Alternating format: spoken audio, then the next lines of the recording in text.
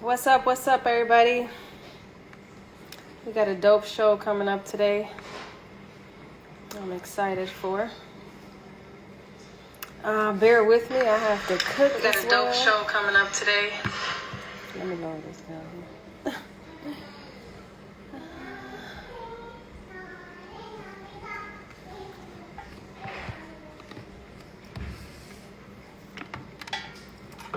See if I could put this up here. Bear with me. I'm trying to set myself up in my kitchen up in here because that's what we gotta do it today.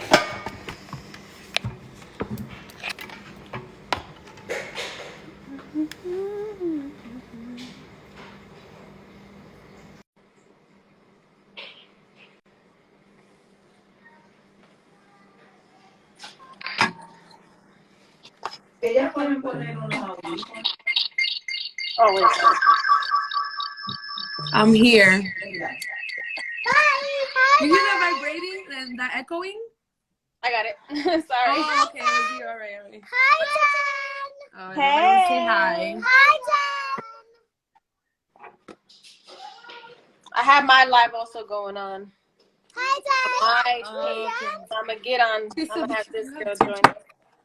Oh, I see what you mean. I see what you mean. Okay. I'm so excited for tonight. Hey. Hi. I'm in the middle of cooking at the same time because that's what I I got to just do. did some oatmeal too. Rushing. Give me a second. So today it's really, really dope because the guest that I have today, it's so crazy how God works and everything just aligns. I met her. My son was about like 6 months when I met Naomi in Vegas through one of my other best friends. And we just, connected, stayed connected through social media. And then we realized like we're on that same frequency, And she's actually been part of my healing with the breathwork detox that she does. So I'm really excited because she does so much. And hold on one second. Let me get this other thing I have here. Here it is. Nope, that's not it. Where is it at? So the beautiful thing is that she's had a hair care line for the past 4 years that she grew on her own that helps people grow their hair. Now she's made these products all natural with herbs and things of that nature. She also is a breathwork detox facilitator, which she's been part of basically healing the community, which is incredible. Like I said, she was part of my healing, okay? And that's a whole nother live that we'll go into. Hold on. Wait, I can't hear you, Denisha. Why can't I hear you? Sorry, I muted myself because I had too much going Oh, on. yeah. And I forgot. I was saying that I know exactly what you're feeling because it's like that thing with us. Like you were part of my healing so much, so I know exactly what you're feeling right now. Yes. What else? Let me tell you about her. She was actually battling anxiety and everything like that. So like most of us, and she tapped into breath work and she found her calling. Let me just say that. Like, she found her calling. She definitely did. Not only that, I think the most amazing part about all of this is that she runs a whole business, a hair care line for women men and women that helps grow their hair. So she's helped women with postpartum hair loss, just in general hair loss, which is also healing for people because hair is a big deal. I know when I was going through my postpartum hair loss, like it affected me a lot. I need y'all to go upstairs. I need y'all to go all upstairs. Upstairs. Yeah, so right now she's going to be launching her first male product soon. She's going to be also hosting a bunch of breathwork events for large groups. She's based in New York, actually. Stop. She's from the Bronx. And no, she is? Yes, she's from the Bronx. More excited. Like, is she living in the Bronx? She lives in Jersey. Oh, same thing. Same thing. Tri-state area. Same thing. Hold on. I'm super excited because I've heard Jen say amazing things about breath work. Welcome to Mommy Mondays. When real life happens. Real life.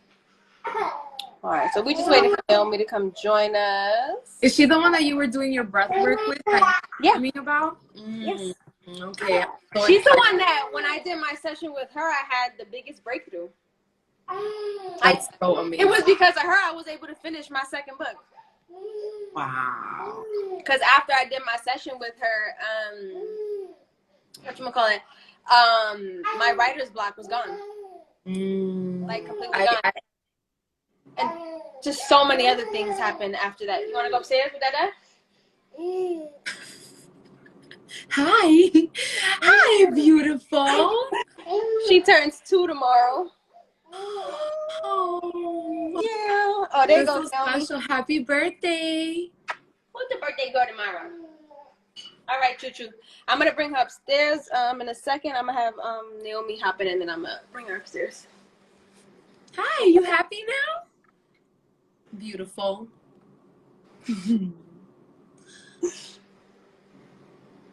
Why are you looking at her like that? Like being shy. Yeah. So cute. Why are you side-eyeing me, huh? How's the last? Watch when I meet you in person, little girl. I'm gonna grab those cheeks. You wanna go play with your sister? Why you gotta look all like that? Why are you looking at me like that? You're so cute. Go with. Stay down in the playroom. All right, she's in, so we're gonna have her join us in a second. Hey, I'm excited. So what I was saying was, on top of doing all of that, she's a mom. And she's a single mom at that. How do they do it? I know. I don't know.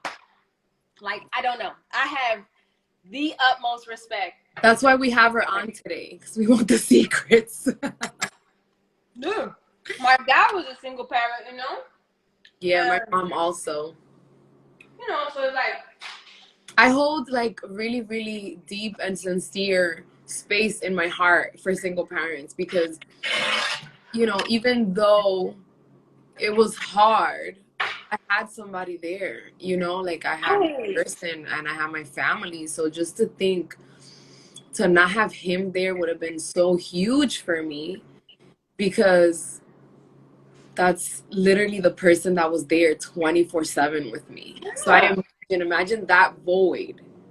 I can't even imagine. I can't imagine, you know? And with my husband, it's hard. Exactly. Like, and there's times that when he has to work and he's out all day, I'm stressed with him by myself. Yeah. Oh, it'd be so much. And I just be like, yo, I don't know how these women do it, but let me tell you something. They do it and they do it well. And they thrive, which is the most incredible thing. Yes. And that's what I love most. Let me try to get Naomi, put a request to join. Yeah, it's no joke, man. You're dealing with little people, little humans who got all these different emotions, and they're growing, and you're growing. You know. Yeah, I think it's also like people don't really talk about that, but it's easier when you have multiples. It's not the same easy, right? But it's a little easy because they entertain each other so much, you know. So I feel bad. Sometimes moms don't want to like open up to me and say like, "Oh my God, I'm having trouble," because they have one child. So they're like, I know, yeah. "Who am I to complain to this woman that has 3?" You know. Hey! Hi. Oh my God. What's up?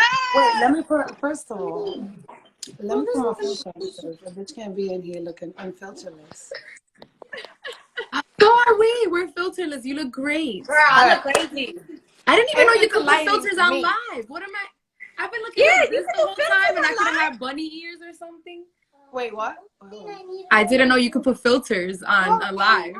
I didn't know that either. Well, now you know, girl. Yeah, now we can use it Yeah. when we look crazy. Today's Mommy Mondays episode is also about me cooking because that's what it is. I mean, it's the reality of what shit is. I'm sitting in my son's chair, so I felt like it was, and I don't fucking really fit in this, but he's here. Don't act weird. Come on. Get out. If you're gonna be in the video, be in the video. Hi. Say hi. Say what's your name. Wait, who's your name? Okay. All right. So let's get started. You gotta go. Hi. Go. Mommy, How old is she? see this bike and put everything all the way down. Let's get started. So Let's start. you already know I love you and admire you so much. I love you too. And you know what's crazy is that we have not seen each other again in person since we met, but we have connected on a deep level. Like, I don't know how to explain it. Like, Talk about spirit. No, listen, me and Jenn met in Vegas. And it's crazy because I want to say this on this live, right? So me and Jenn, we meet in Vegas. It was her husband, and at the time you only had your son, your first child. yeah. So they rolled up and they're, both just out here. You guys were there. It was like a freaking convention, right? It was like, what was Yeah, that? because my friend was doing work, and I came to see her. Yeah. The point is, everybody was there networking and just working. And she walks in with her husband and her one kid. And I don't know, obviously, right? Spirit, right? We just connect, and I connect with her and Greg. And the first thing we get down to is they're vegan, right? And I never forget this part right here, Jenn, because it fucking sat with me for a few years. I'm like, yo, why did I ask that stupid shit? How I asked, oh, you guys are vegan? Oh, so what do you guys eat? Yeah. Bro. And then, Greg, he got straight to it, like, well, we eat, this and this and this. But then, fine, a couple of years pass, I'm going through my awakening and my enlightenment. And, you go back into shit. And I'm like, yo, I asked this girl some stupid ass shit, bro. But that's the question that everybody asks. Bro. That's the main question. So what do you eat? And you know what it is? You know what I mean? We don't realize that there's an that abundance shit. of food. And that came from a scarcity mindset, period. Yeah. I didn't have that understanding at that time period. Before so I really started, like, what do you eat? Before I started, and I did a whole challenge, and the person like, well, you can't eat this and anything that has this or that. And I'm like, then what the fuck am I gonna eat? Everything has that. Like, so I had to go through my cabinet because I didn't want to fail the challenge because I have a lot of pride, and I was like, no, I ain't gonna fail it. Like I said, I'm gonna do it. Yo, I went to that cabinet. I went to that Greg. I said, yo, everything in here has this shit. I'm like, we can't eat this. And we were like crackheads the first shit. 2 weeks in that cleanse. Straight crackheads. I remember I was like, I just want to lick of a candy. Let me just lick a Jolly Rancher. I want to just taste the sugar. Straight crazy. But you know what? After we got through, we did 30 days. It was the best thing I ever did in my life. So by the time that was what kickstarted a lot. So you want to see what we eat too? Wait, let me show you. So right now, this is heart of palms. I gotta make some more. This is wild rice, and then I'm making some asparagus somewhere here. Because me and I use grapeseed oil as well. That we're gonna chill, and do these things. We've been plotting this for years. So I think we live in the middle of it. Your name is Naomi, right? Yes. Naomi? Okay, so I'm Denisha, and I just heard that you live in the Bronx, so we're meeting up. I mean, not that you live, but that you're from and that you're in that area. That's my son. Yeah. Hey. Wow, I haven't repped the Bronx in so long. Girl, all the time. Naomi, Denisha was my old dance student when I used to teach dance. I used to teach hip-hop dance up in Washington Heights. What? Where? And she was one of my students. And then when she became a mom, huh? Were you teaching in the Alianza Dominicana? No, I was teaching at the Cultural Arts Center. It's on Broadway, Okay. 190 in Broadway. Yeah, 190th and Broadway. I used to teach there for years. And she was one of my students, and it's crazy because I remember we went to Miami one time back in the days. We That was partied one of my out first there, trips. and then we became moms, and we reconnected on a whole other level. Mhm. At the same That time level. too, because Yeah. I think that's what kindled our relationship deeper was the fact that we had children at the same time. Yeah. And so her births were obviously they were completely different. So when I see her lifestyle, I'm like, I don't know. Something tells me, like, I was so interested. I was like, I need to know more. So I just started asking her questions. Too. I started asking her questions, like, what if, I was like, well, if that's this, then what about that? And she'll explain the stuff. And it's like things that naturally we would argue over with other people. But with her, it wasn't ever like, oh, you're dumb or you don't know this information. It was like, this is the information that I came across. You do with it what you need to do with it. So everything resonated with me. And that's when we were able to rekindle, and then obviously continuing being parents. Now we're moms of 3. Wow. I have 3 as well. Beautiful. Thank you. So, all right, Naomi, I need you to tell me, how the fuck do you do this? Yo, I have a whole husband and I be going crazy. Yo. I need to know first, what age did you have your son? And tell me, how was that? Crazy. You know, it's funny because I always want to talk about this and I never get the question enough. So I'm excited to talk about it. So I had my son at 22. However, 22 sounds like it's okay. Yeah. You skip that teen, bearing age, but 22 is like fucking 18. Real talk. It is. Yep. Oh, I can't hear you too well. Sorry, you hear me now? Yeah, it's a little muffled though. I can't hear it too well. AirPods. You hear me better now? Much wow. better. Yeah, that's a big difference. Sorry, my Wanna be AirPods are making me fancy? look bad. All right, so I had just graduated college. So literally, I go away to college. I'm away for 4 years. I'm having the time of my life, like just really living it up and just really going through just college shit. And senior year, I get back with my son's father. I had dated him prior to college. And it's like I fucking escaped the nigga, you know what I mean? And I left to school and it was like, oh shit, like I'm out, and me and my roommate, we left to college. Senior year, I get back with him. So I graduate May 2011, and I was starting my master's program to get my MSW, which is my master's in social work. I had got accepted I applied from college. So I already knew that at the ending of August, I was gonna, start that program. So, I was enjoying life from May to August, and I had to get a physical for the program.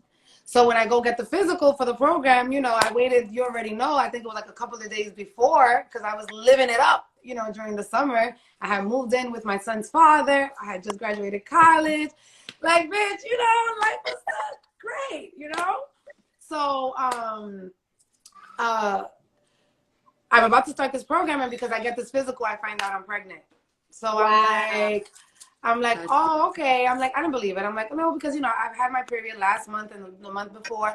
She goes, I found this out on a Thursday. She goes, well, on Monday, you're going to be 12 weeks. And I was going to be 3 months. And I was just like, like, I was on birth control. I was on, I was getting my period. So that was like, phew. Wow. So then at that point, I'm like, all right. Crazy. And I had this innate feeling of I wanted to have my son. And it was like, and before in life, I had a miscarriage prior to, and like I was disconnected from that mommy feeling. And when it happened, it was like, God forgive me, but it felt kind of like a relief, and I really didn't want that experience.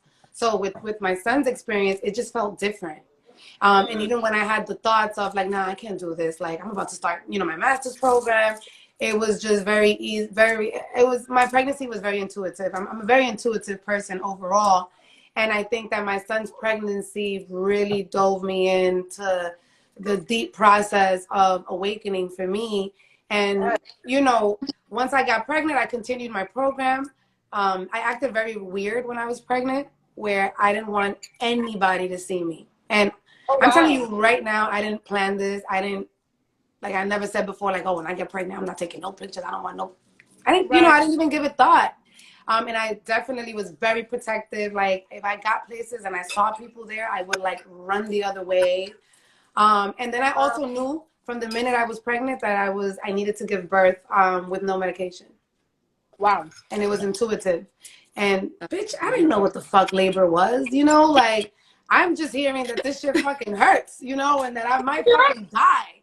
So I'm like, you know, and I followed what's with me, and I'm like, I'm good. And I felt that very early. So my whole pregnancy, I had an amazing pregnancy. I enjoy being pregnant. I actually hope that I have more pregnancies to come, because I'm actually one of those people that I don't really have negative shit to say about pregnancy. And it fucking hurts, right? And it is a wild experience, but it's an amazing experience. Yeah. It literally, my son started my journey, period. Like, it would have not been I wouldn't even be here, real talk, because pregnancy was deep for me. And just the birthing process was deep, and like putting myself through that process and trusting my shit. And I was a kid. I was a kid. I didn't really know what the fuck. I was fresh out of college. I was the first one to get pregnant from my friends, you know? And I kept doing this fucking master's program. And I had a whole man at home who, you know, was living a whole different life from the life that I just came from as this college girl. You know, he was a street nigga, you know? And all in all, I was very protected. I had a very amazing pregnancy, and it was a lot of love in my pregnancy. So I have nothing bad to say about my pregnancy. My son got here, which was amazing. So you actually had him unmedicated and everything? Yeah, I pushed through. Beautiful. It was without a question. It was without, I just knew I had to do that, period. And the thought of an epidural was, to this day, is like ridiculous to me. I'm not trying to even come at anybody that did. No, but of course, within my process, my fear was getting that. Right. My fear was having my pain altered and not I trusted my body. So I went into, and it was a knowing, and it was just like, so my pregnancy was deep for me because I learned myself, and I was so deeply connected to my soul, you know, and I trusted it, you know, and down to the point that like at the ending of my pregnancy, when my son was like, I think my pregnancy was like 36 weeks, 37, they started with this whole shenanigan of, oh, we need to give you, induce you. This is fucking induction bullshit. Yeah. Oh, because you don't have enough water. You know, there's not enough fluids in said for my son. There's not enough fluids, and you know, and I just had a knowing. I'm like, well, my son is great. I'm like, yeah, he's great. Yeah, so my son is great. And so then they wanted this baby. Huh? I said, so you have this baby. Yeah, so now I have this baby. With the baby daddy at that point. So I'm still with my son's father. My son's father was great at taking care of me. I give him that. All in all, you know, as I've sat through my whole journey of like disconnecting from him and having to raise my son alone, I've had to do a lot of, you know, work and understanding. And all in all, he was very protective. So at least after I had my son, I had at least the sheltering. I had all the resources to be comfortable, right? I was very comfortable. I lived well. Asked and it was given, you know? However, I started postpartum. I went through my postpartum depression a year after. So after I gave birth to my son, it was very blissful. It was amazing. You know, I was very in the journey of the milestones of every month. And once that year mark came, so much changed.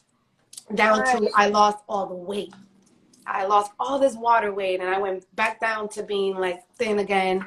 And then all the psychological shit started happening.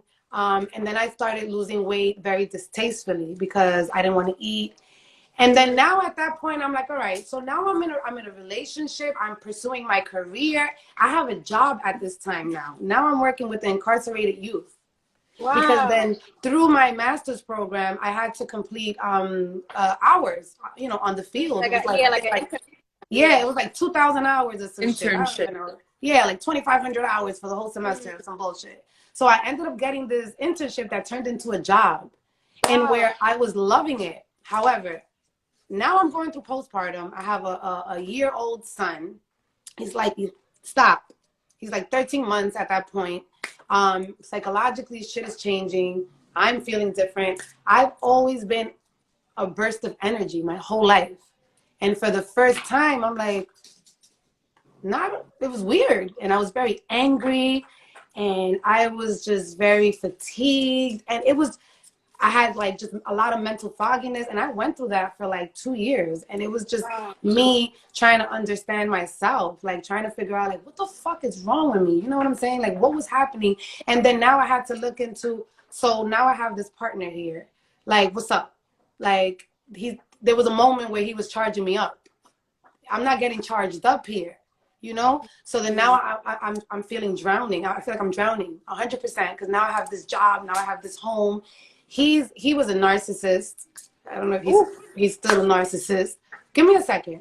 Do me a favor, go over there. Because now you're getting out of hand. So we always do. Why are we talking like he's like I'm that? over here. All of us. Why are we the same people? All three of us. I'm talking. I'm trying to be as efficient as possible. We all from New York, because you'd be like, yo, nah. Whoa. Whoa, girl. Oh my God. Let me just get exactly what he was using because he's out of control. I'm here talking to you guys. This is my friend. We have this thing. And he's at the background. He's like, but he's doing this for mad long, bro. Like, to the point that now I have to address the nigga. All right. And I'm saying all this beautiful shit about him and shit right now. Or giving birth to him. Real life. Amazing this experience was that he's doing this shit. Real life. All right. Anyways, where was I? This got crazy real fast. And this is my life for real. Anyways, and that's me with one, so I could only imagine what's going on over there. We were just talking about a lot going on over there. It's like slightly easier for childhood things when there's multiples, because they entertain each other a little bit. When they're small, I can't speak for when they're older, but as of now, I can tell you that they entertain each other most of the time. Praise God. Yeah. Oh, okay. Back to he was a narcissist. So he was a narcissist, right? At the time, I'm a whole fucking kid. I don't fucking know what it is to deal with a narcissist. I'm just fucking dealing with the shit, right? Fucking drowning in the bitch. You feel me? Just trying to fucking understand why I used to tell the nigga, I need you to change. And the nigga would tell me, I'm not changing till you change.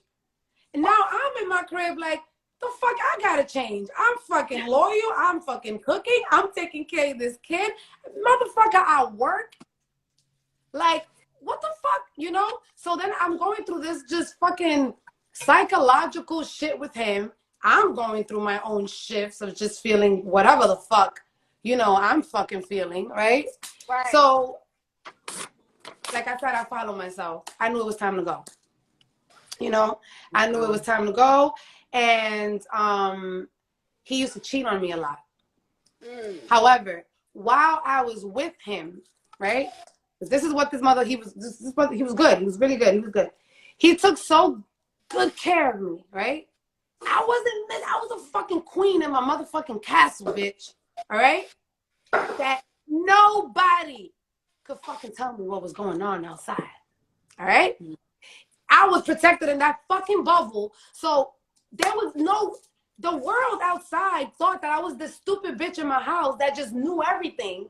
And because he had money, that I was just you feel me? I was Damn. Here, bring it. Cheat on me. I'm this stupid bitch. Like, people thought that. People thought that. But the truth was, a bitch was blinded. A bitch did not know. Let me tell you something. Because my man was fucking hoes, but my man was up my ass all day. You know, Yeah. we were still dating. You know, he was good. He took care of me. He was a good boyfriend to an extent. It was just the disloyalty, and it was just, I think, the ego and the narcissism and the lifestyle that he was living. It got him to a point where he got lost in that shit. You know, and it transpired energetically in our relationship. And then I was going through my shit. The point is, bitch, I knew it was time to go. I knew that it was time to go. And I could get real deep on how I knew it was time to go, or I could get real surface level on how I left. Yeah, we like to go deep out here. We go deep, Bobo. We go deep. All right. So I was feeling, which, by the way, all these things and the things that I did and how I went about it, right now, my current time in life, it all makes sense as to how and why everything occurred, by the way. Which like I guess that'll be another motherfucking podcast. Right. Yeah. So I felt funny. I told you I was feeling funny for a very long time. And I was very uneasy. And I'll never forget, it was a Wednesday. And that day, I was very compelled to clean my whole house. And I cleaned the whole entire house. I cleaned the whole shit. I remember I threw mad shit out. It was just, I just wanted to clean. And I sat on my bed after I was done. Yo, and I didn't even plan this. I was fucking happy cleaning my house. And I just sat on my bed when I was done. And I started crying, bawling on my bed. And I'm like, yo, whatever it is, and I'll never forget this. I said, please, God, whatever it is, please throw it in front of me. I said, throw it in front of me, because I'm going to take it for what it is, and I'm not coming back. All right?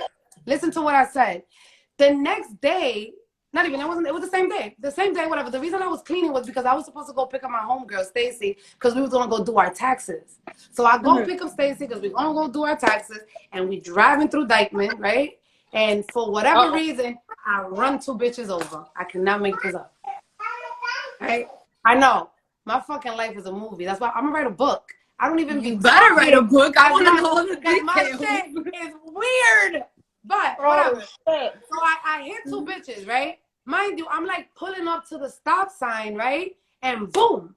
Stacy's next to me. Stacy's like, bitch, what the fuck? How you didn't see them? I didn't see them. They had all black on. And it was dark outside. So for whatever reason, the point is, bitch, I was supposed to hit them bitches. I'll tell you now. So I hit them. It wasn't even like impactful. I sound real crazy saying I hit people. But it was very like I was pulling up and it was like tap the bitches, right? Now the bitches is on the floor, right? Now they pulling up. Now it's a movie. Now it's a movie. It's a movie because now they're trying to get this check. You feel me? So I noticed that fast. Whatever. That happened so that this girl, which I will never mention names ever, that was my promise to her. This girl, which by the way, I've never seen this bitch walk on foot. This bitch is always in a car, by the way. All right? Her man had a business on Dykeman. Like, you feel me? She was one of them bitches that was always on a whip. For whatever reason, that day she was crossing the street. It sounds like a movie. She was crossing the street. So she's crossing the street. She goes, Naomi, what the fuck? Like, what's going on? Like, how you going through this shit? Like, yo, you going through a lot. Like, I'm tired of seeing you go through all this shit. And I'm just like in this I'm distraught, you know. I'm just like, I'm going to jail. These bitches is acting like they're about to die. I didn't even think about jail. You know what I'm saying? So I'm like, whatever. So she goes, damn, loca, no te preocupes. Right there, the ambulance comes and the cops come, right? The cops that pull up are her cousins. I know. Can't make the story up. I really can't, right? This is really a movie. So the cousins pull up. And, they're assisting this, and she's like, yo, loco, that's my friend or whatever. I want you to know that there's no recollection of that date on paper. You know, thank God I don't even know the officer's name because I can't even get them in trouble right now, which I'm not trying to, so I can really freely speak on this. But they really took the report down of the people, because then they also realized that they were really acting, and that they were really trying. There was nothing going on there. The point is, all of this occurred so that this girl could come in my car and tell me, yo, nobody wants me to tell you this. Nobody wants you to tell because he got everybody in shambles. Like, you know, you're not supposed to know. But you know what? Like, you going through mad shit and you a good person. I swear to my son's life, this is how this shit went down. She goes, you're a good person. And you know what? You don't even deserve this. But you know what? So-and-so has been fucking your baby father for a year and a half and everybody knows. She said, nobody wants to tell you because everybody's scared of him. Because everybody's scared of him. Because niggas don't want problems with him. Bitches don't want problems with their niggas with him. It was this ghetto. It was really this ghetto, bro. It was really this ghetto. Wow. And she's telling me this, and my eyes are like, oh, my heart. Yo, I'm like, she goes, yo, please, you can't tell nobody. And she got my word to this day, bro. Nobody ever, to this day, that man doesn't know how the fuck I found that shit out. I'm revealing it here, but you know, we're still not putting names to this bitch. But she goes, please, whatever you do, don't tell nobody. Please, like, don't put it out there because I don't want problems. Yo, I grabbed that girl's hand and I said, girl, nah, like, thank you. Thank you. Yeah. I said, girl, I asked for, like, and now at this point, I sound crazy. I'm like, I asked for this. I asked for this. I said, thank you. Thank you. And then I'm like sitting there and I'm like, I said, throw it in front of me. I said, whatever it is, throw it in front of me and I'm going to take it for what it is and I'm out. It threw it in front of me. It threw it in front of me. It threw it in front of me. Bitch, I want you to know, I dropped my son off because, you know, I was real ghetto.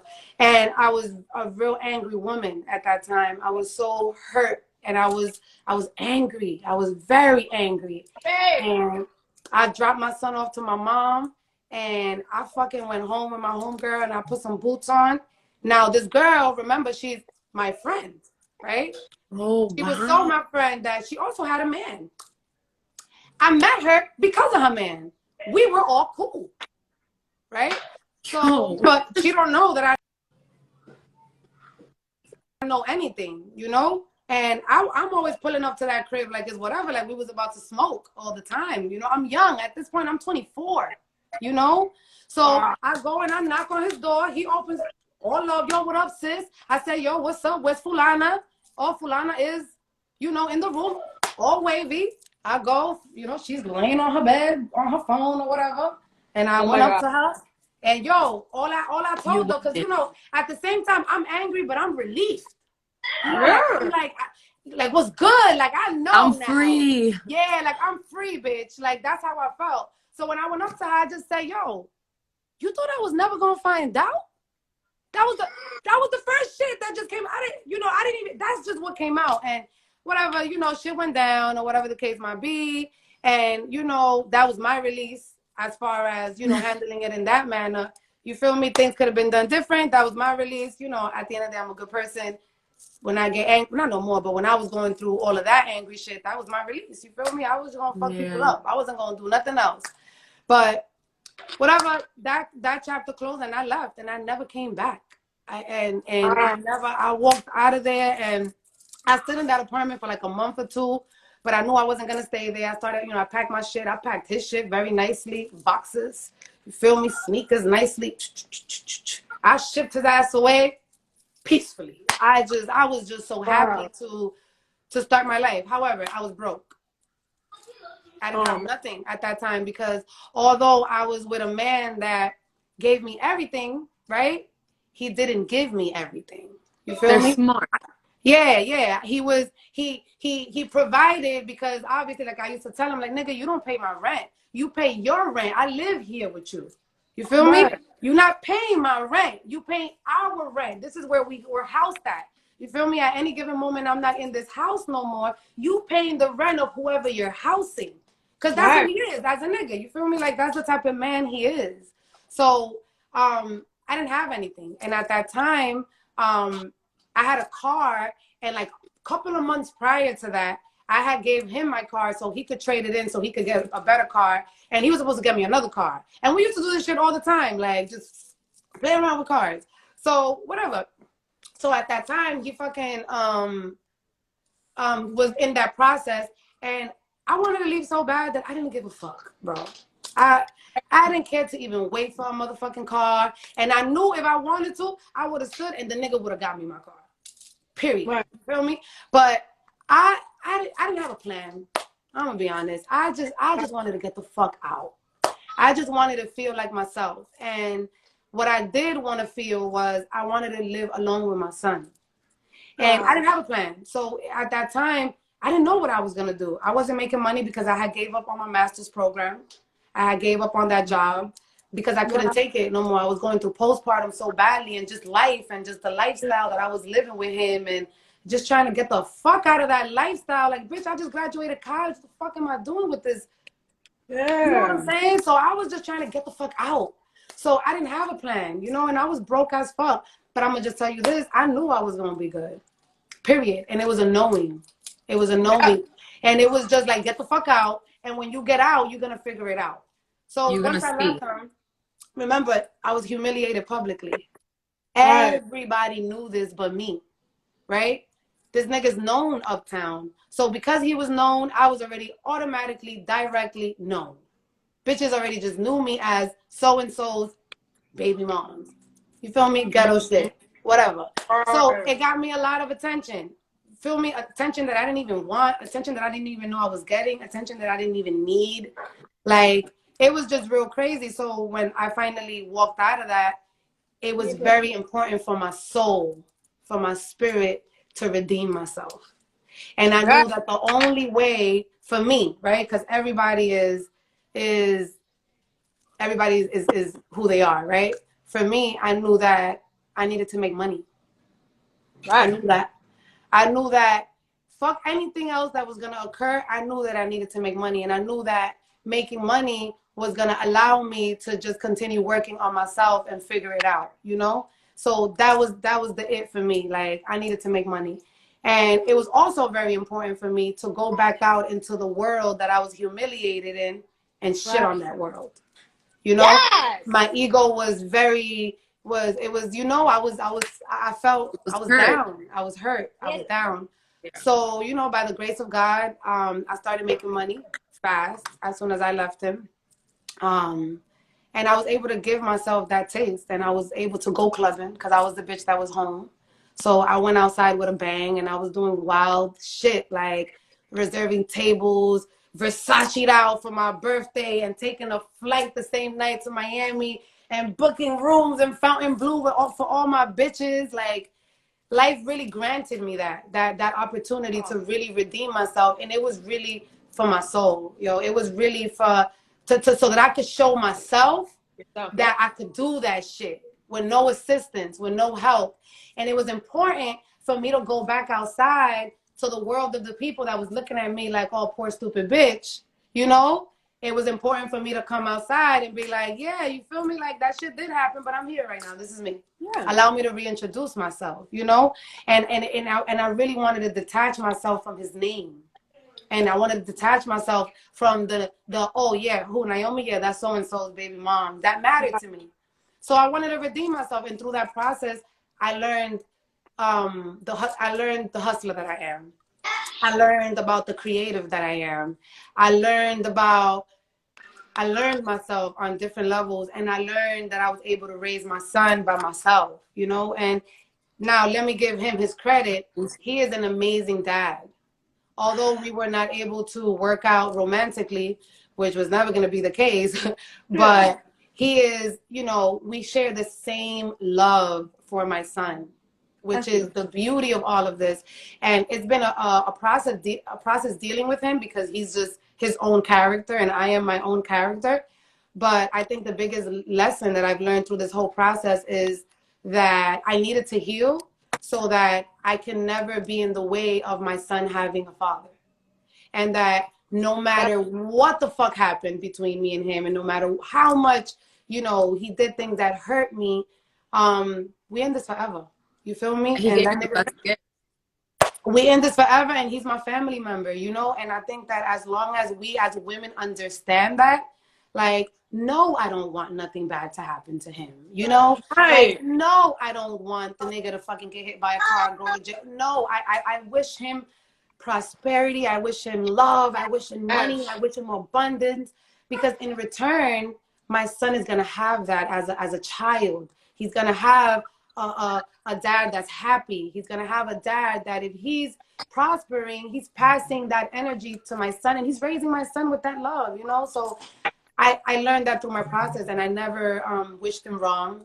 And I parted ways from him with love, and just understanding that our time is up and that I needed to repair from that shit. And it took a lot of years of just repairing. But repairing and knowing that I never wanted that again, because I didn't want that. I was mentally signed out while I was already in there. But repairing and then understanding that now, like, my son is in between. And that what matters to me is my son just having a present father. Because when all of this shit is said and done, he doesn't remember transactions. He doesn't remember if his father gave me $100 a week or not. You know what I'm saying? He's going to remember, yo, like, my mom did this over here, but daddy did this over there. And, you know, like, I wasn't raised with a father. And I think that I also raised him with that trauma, you know? Like, I don't know what the fuck that shit is, to be honest, you know? And I also know that I got with his father because his father resolved those daddy issues for me. It gave me that security and that protection, right? So for my son, because I didn't have that dad, I don't want him to miss out on that. So I've been able to raise and co-parent with my own traumas in mind, and just really operating from my inner child, bro. Like, real talk. Like, I raised my son with that inner child knowing. Like, niggas, kids don't give a fuck. You know, if we stay here and be like, yo, I'm not going to let you see your son because you did this shit to me and you cheated on me and all this fucking crazy shit, like, that's, the other parent is a lifetime partner as well. Yeah, I don't think a lot of women realize that, you know, Or because see it that way. they see it that way because they get so caught up in the emotional aspect of their pain. And it's like, at the end of the day, you know, I feel that every child needs both parents. They both bring a certain energy, the male energy and the female energy. Like, for me, I was raised with my dad, not my mom. You know what I mean? And it's like my husband was raised with his mom, not his dad. You know, like, so we both had different sides of the spectrum of what we were missing. Look at that. And you guys are raising your kids with that knowing. Yeah. And it's like, even when I had my daughters, I didn't realize how much not having my mom around affected me. I had my son, I was cool. All of a sudden I have girls and everything. I start getting this. I start just this fear that I can't explain. But I think it came from also because when I didn't have my mom, that led me to sell drugs, get involved with just, you know, really bad person that physically abused me. And what I realized was, like, I was searching to fill that void, right? And I made all these different mistakes. And then I looked at these little girls that I had and I was like, I don't ever want them to go through that, you know? And so I had to really, really heal, you know? So, you know, and even with my mom, my dad, what I always respected about him is my dad never told me not to talk to her. He never was like, F her, yet never. You can't do that. So despite how much she's done That's a lot. That's amazing that you had that. Like, she did him dirty, like, and this man never told me that. Never told me that, you know? And he always said, because that's still your mother. Like, I can't, I'm your dad. And it's like, yeah, I'm teaching you about sex and your period, but that's not my lane. He's supposed to do that, but I'm doing it because I'm gonna be there for you regardless. But know that, you know, even when I was going through my postpartum stuff with my daughters, and I spoke to my dad, and my dad had to make me realize, he said, you have to understand that I don't care how many girlfriends you got, I don't care how many, you know, people's moms that love you and take you in. He's like, you still have that void of not having your mom. You went through pregnancy, birth, all that, and you can't even call her to be like, Ma, is this normal? I'm going through this, Ma. And every woman needs that. He's like, so hold on, Mama. He's like, you know, at the end of the day, I'm here for you. We're all here for you, but you're still going through this alone when it comes to motherhood, you know? Yeah. And, you know, so I just respect a lot that you were able to filter that, you know, and not, because a lot of parents take on their own personal emotions on the children. Because it's hard. You be so stressed, you know, like, and the stuff that they do, then you take on the kids. And it's like, yo, these children are so free, so present. Like when I look at my kids just bugging out dancing, I'd be like, that's how free I want to be. They're not worried about nothing but the now. And that is so beautiful. And the fact that you're able, despite, you know, the humiliation and everything that this man did, that you're able to still see the human that is in him. I mean, yeah, but you also I'll tell know you that this much. It came, my son is going to be 10. It hasn't been easy because it comes with a lot of sacrifice, you know, and the sacrifice is me. Why? Because as per his narcissistic ways, he is very, well, not no more, we've worked through a lot, but as a person, he is very disrespectful, you know, his choice of words, you know, are not the best, you know, and as a narcissist, his job has always been to try to put me down. So, you know, put me down, you know, or like when I started my business, he was the first person to say like, yo, you that fucking broke? You out here making shit for bald-headed bitches? Like, what's good with you? No. Yeah, he's like, what's good with you? You don't get, like, you need to get money. Like, yo, and like, when I left him, he was always telling me like, yo, go get some fucking money. Yo, he was such an asshole that he would tell me shit like, yo, go on Instagram. You don't be seeing what bitches be wearing and shit. Like, go get pretty. Go be like them bitches. Oh, over there. I didn't come here. Like, you know, shit like that. So understand that even after I broke up with him, his way of speaking to me was very, you know, authoritative and very like just a fucking dick, you know, and very disrespectful. So I had to teach him throughout the years. I had to set boundaries while still allowing my son to participate in his life, right? And where at times I knew that the easiest solution was just, you know what, nigga, you done. Yeah. My son lives with me. I do everything around here. Like, I don't even need to deal with you. And bro, I still had to continue keeping the door open for the disrespect throughout times. You know what I'm saying? Just because my son still needed to go to his house, you know, just because my son still needed the presence of a father, and I couldn't allow him to get to me because it wasn't about me. So, you know, it's been a journey. We're in a way better space, but that's because I had to put my foot down over and over. And I had to also understand him too, right? Like, he has his point of view. I know that I am a bitch, you know, towards him in many ways, right? Because I have boundaries, you know. It's just this is very transactional. This is we just have this child, this human that we're raising. So I could be very cold. I could be very, you know, kind of like, I don't cut him slack, you know? So I had to go through the journey of also understanding like, yo, I gotta chill. I gotta put my guard down a little bit. I gotta see him eye to eye more, because what we do have is this love for this child. And you know what? I'm sure he needs a lot of healing too.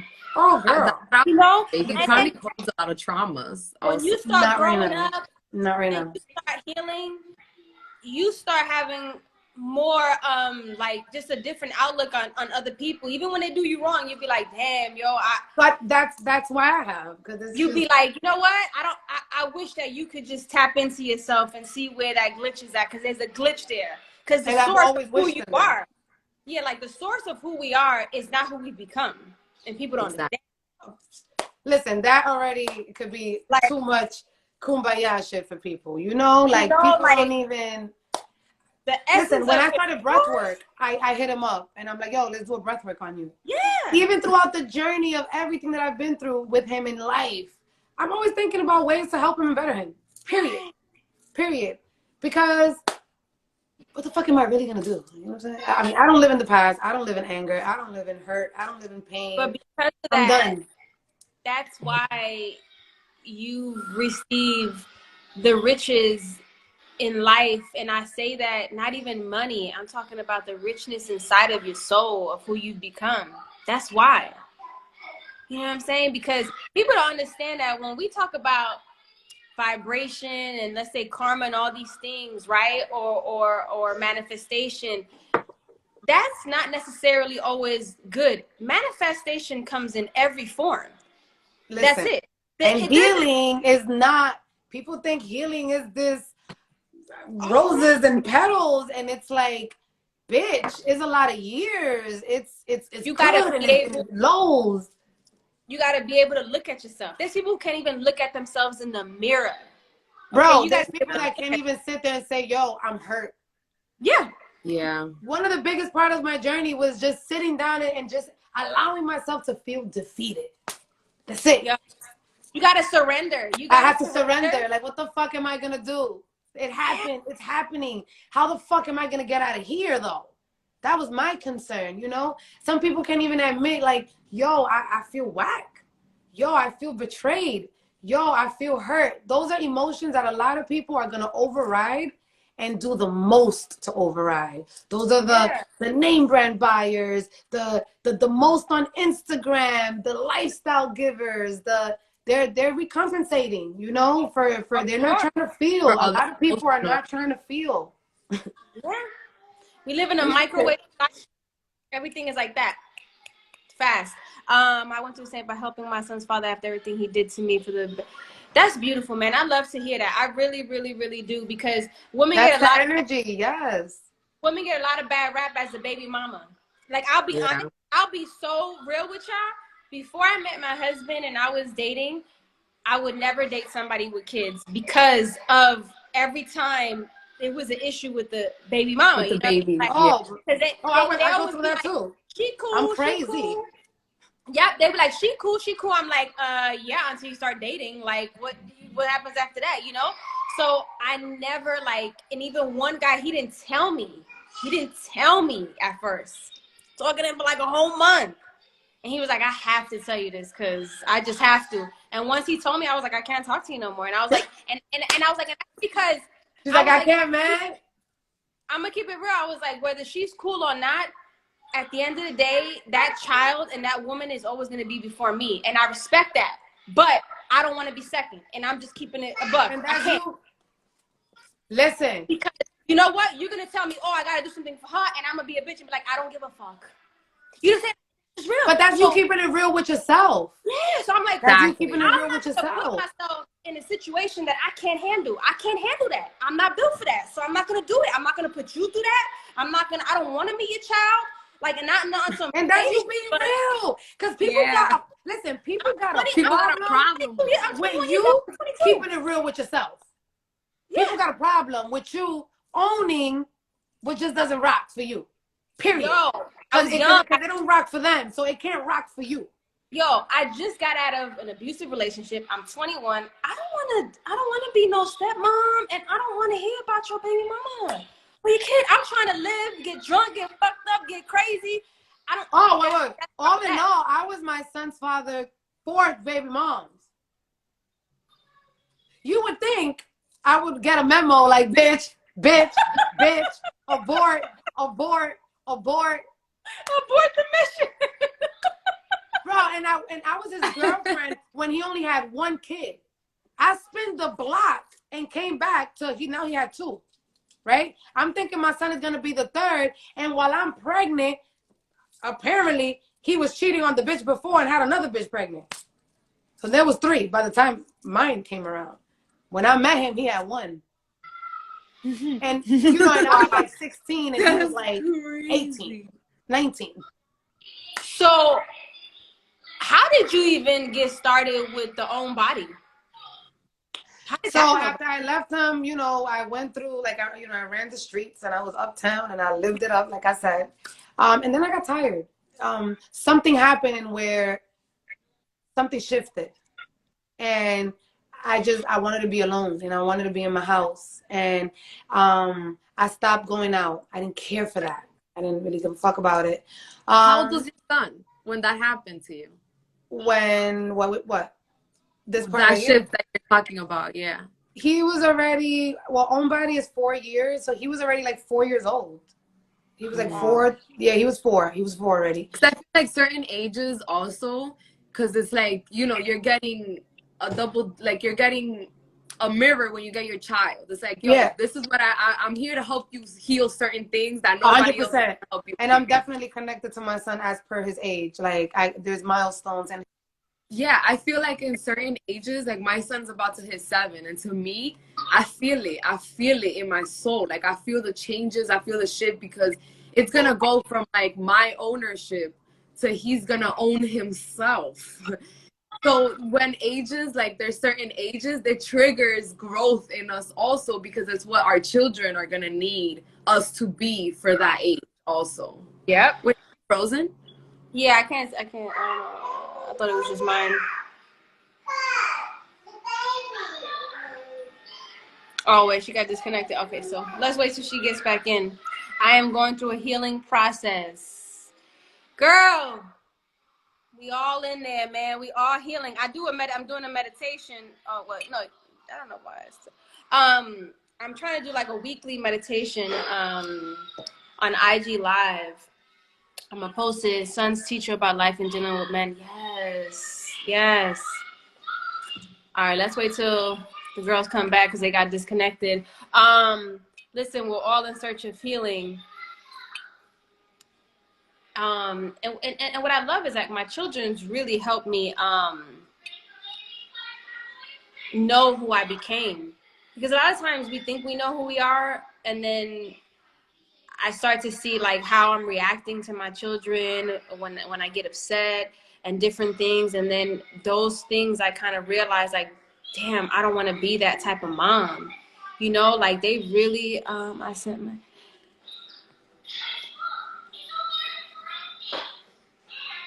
hold on, I got them coming back in. I keep putting accept, pero yo no sé qué What pasa. happened? I have no idea. They're hating on us, girl. Hold on. I'm waiting for Denisha to come back in. What the fuck? Yes, I have a 5-year-old, a 3-year-old, and a soon-to-be 2-year-old tomorrow. Wow, Celeste is big already. I know. Okay, Denisha. Oh, Vanessa said that her daughter's teaching her through this process. I mean, yeah, you know what I always say, that our children are assignments. When you start seeing it as such, you know, then you disconnect from thinking that they got to make you happy, that they got to do shit for you. And like, no, they're a whole different human being. And you're here to guide them spiritually, energetically, and physically. You know, we're just guides. And they're just assignments. My dad always said we're a port. He said, you don't own them. I know you birthed them. I also understood that shit earlier. He said they're a port, and they come to the port, and they come to get fuel and all the stuff they need to go back into life and do what they do. But that is all you are, and you have to know that, and you have to live with that knowing. Yeah. And then that's when you end all this shit that I did for you, and you know, like all those expectations that are very unhealthy. And are very traumatic. I think we also forget what unconditional love is. Like we have to learn that. Like unconditional love which is what we're supposed to be giving to our children, our partners, but it's a love that you're not supposed to expect anything in return. You're not supposed to say, okay, well, I'm gonna do this for you, so because I'm doing this for you, I'm gonna expect those things in return, and they just don't happen that way, you know. When we think of unconditional love, we got to think like, yo, do you really love this person? You give it and you don't expect it back, because that will come back if you don't expect it. If you're waiting on it, that energy is gonna like go somewhere else. It's never gonna get to you. Yeah. So continue, Naomi, about the when you started the own body. You said you wanted to. Oh yeah, that's what we're talking about. We've been talking about so much shit. No, so like I just started diving in, and just really now paying attention to like the synchronicities and just really listening to myself, you know, and it started to get interesting. And I knew, I just had this knowing that I was going to start a business. Well, at the time, what I was doing was I was working for TrackPhone. TrackPhone is like one of the first cellular companies. Yeah. So I was working for TrackPhone, and I was like a representative here in the East Coast. And basically what I was doing was starting up accounts for them. I was starting up accounts for them like across the East Coast, and I was doing very well as per my marketing.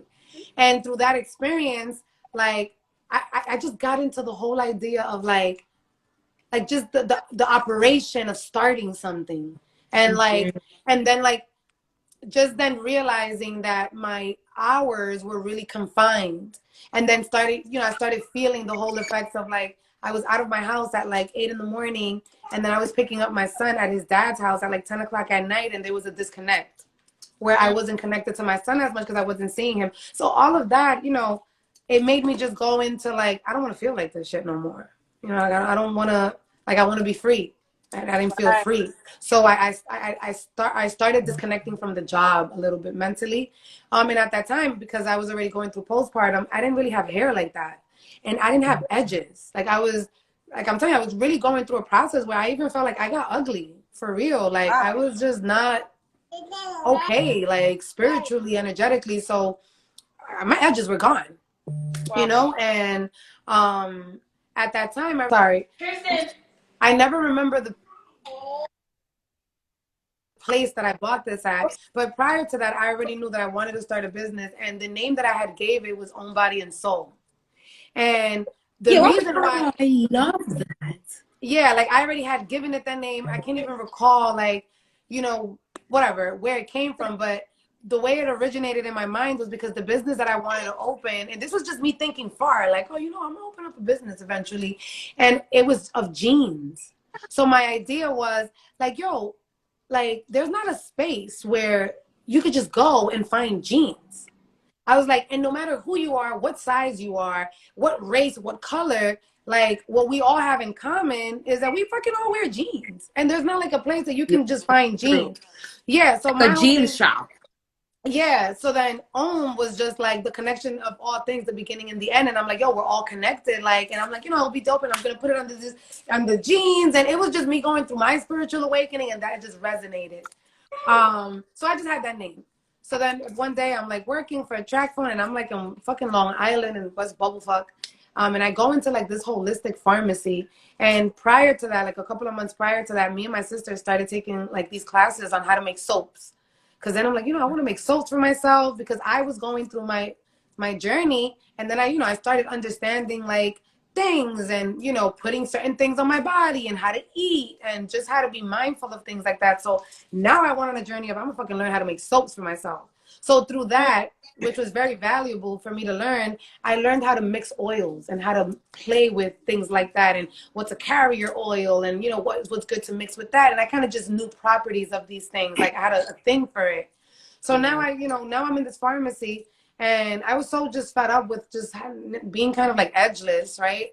That I go to this pharmacy, and I was just so amazed by all the natural ingredients that it had. And it had like all these natural oils, and bitch, I was like on a lunch break, and I stood there for 2 hours. Like I forgot about work. And there was this lady, and I'm like, I'm trying to just grow my edges. Like, let me just, and while I was there, I don't even recall like how I went about it, but the ingredients was just like, I picked my 6 ingredients for my product right there. And I bought it, and I'm like, I'm just fucking gonna mix all this shit together. And I just figured, and I kept getting rosemary. And this is me at the shop. Good. Yeah, this is me at the shop. So I kept getting rosemary, and I'm just like treading through the shop and just getting all these ingredients, and then going on my phone and Googling as to like, why the fuck am I even thinking about these ingredients? And then they were really good. So now at this point, I'm like, when I get to my house, I'm just gonna make this shit, and I'm gonna fucking grow my edges. I was so caught up with work that I left that shit in my bathroom for like 3 weeks. So one day I came back to the bathroom, and I just mixed it all together, and I applied it for like 3 weeks straight without washing the hair. Bitch, my edges grew. They grew.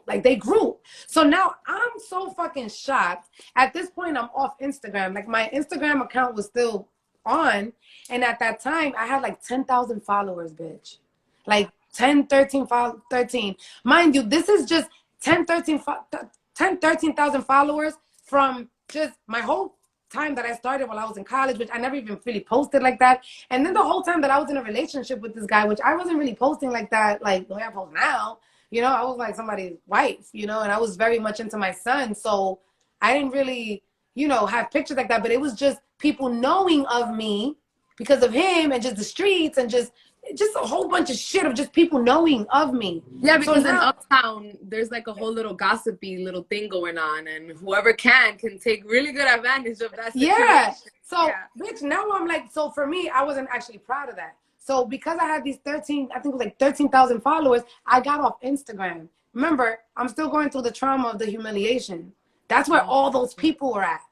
That's where all of Uptown was at for me.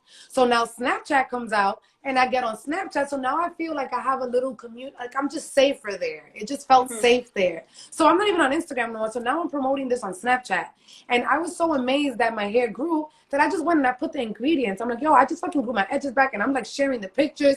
But this is just me being informative, like as I am. And I put the ingredients. Mad people started writing to me like, yo, like, can you make that shit? Like, where do I find that? Like, where do I find cinnamon bark? Like, and I'm like, oh, okay. So a couple of people, it was so many that then I put a post.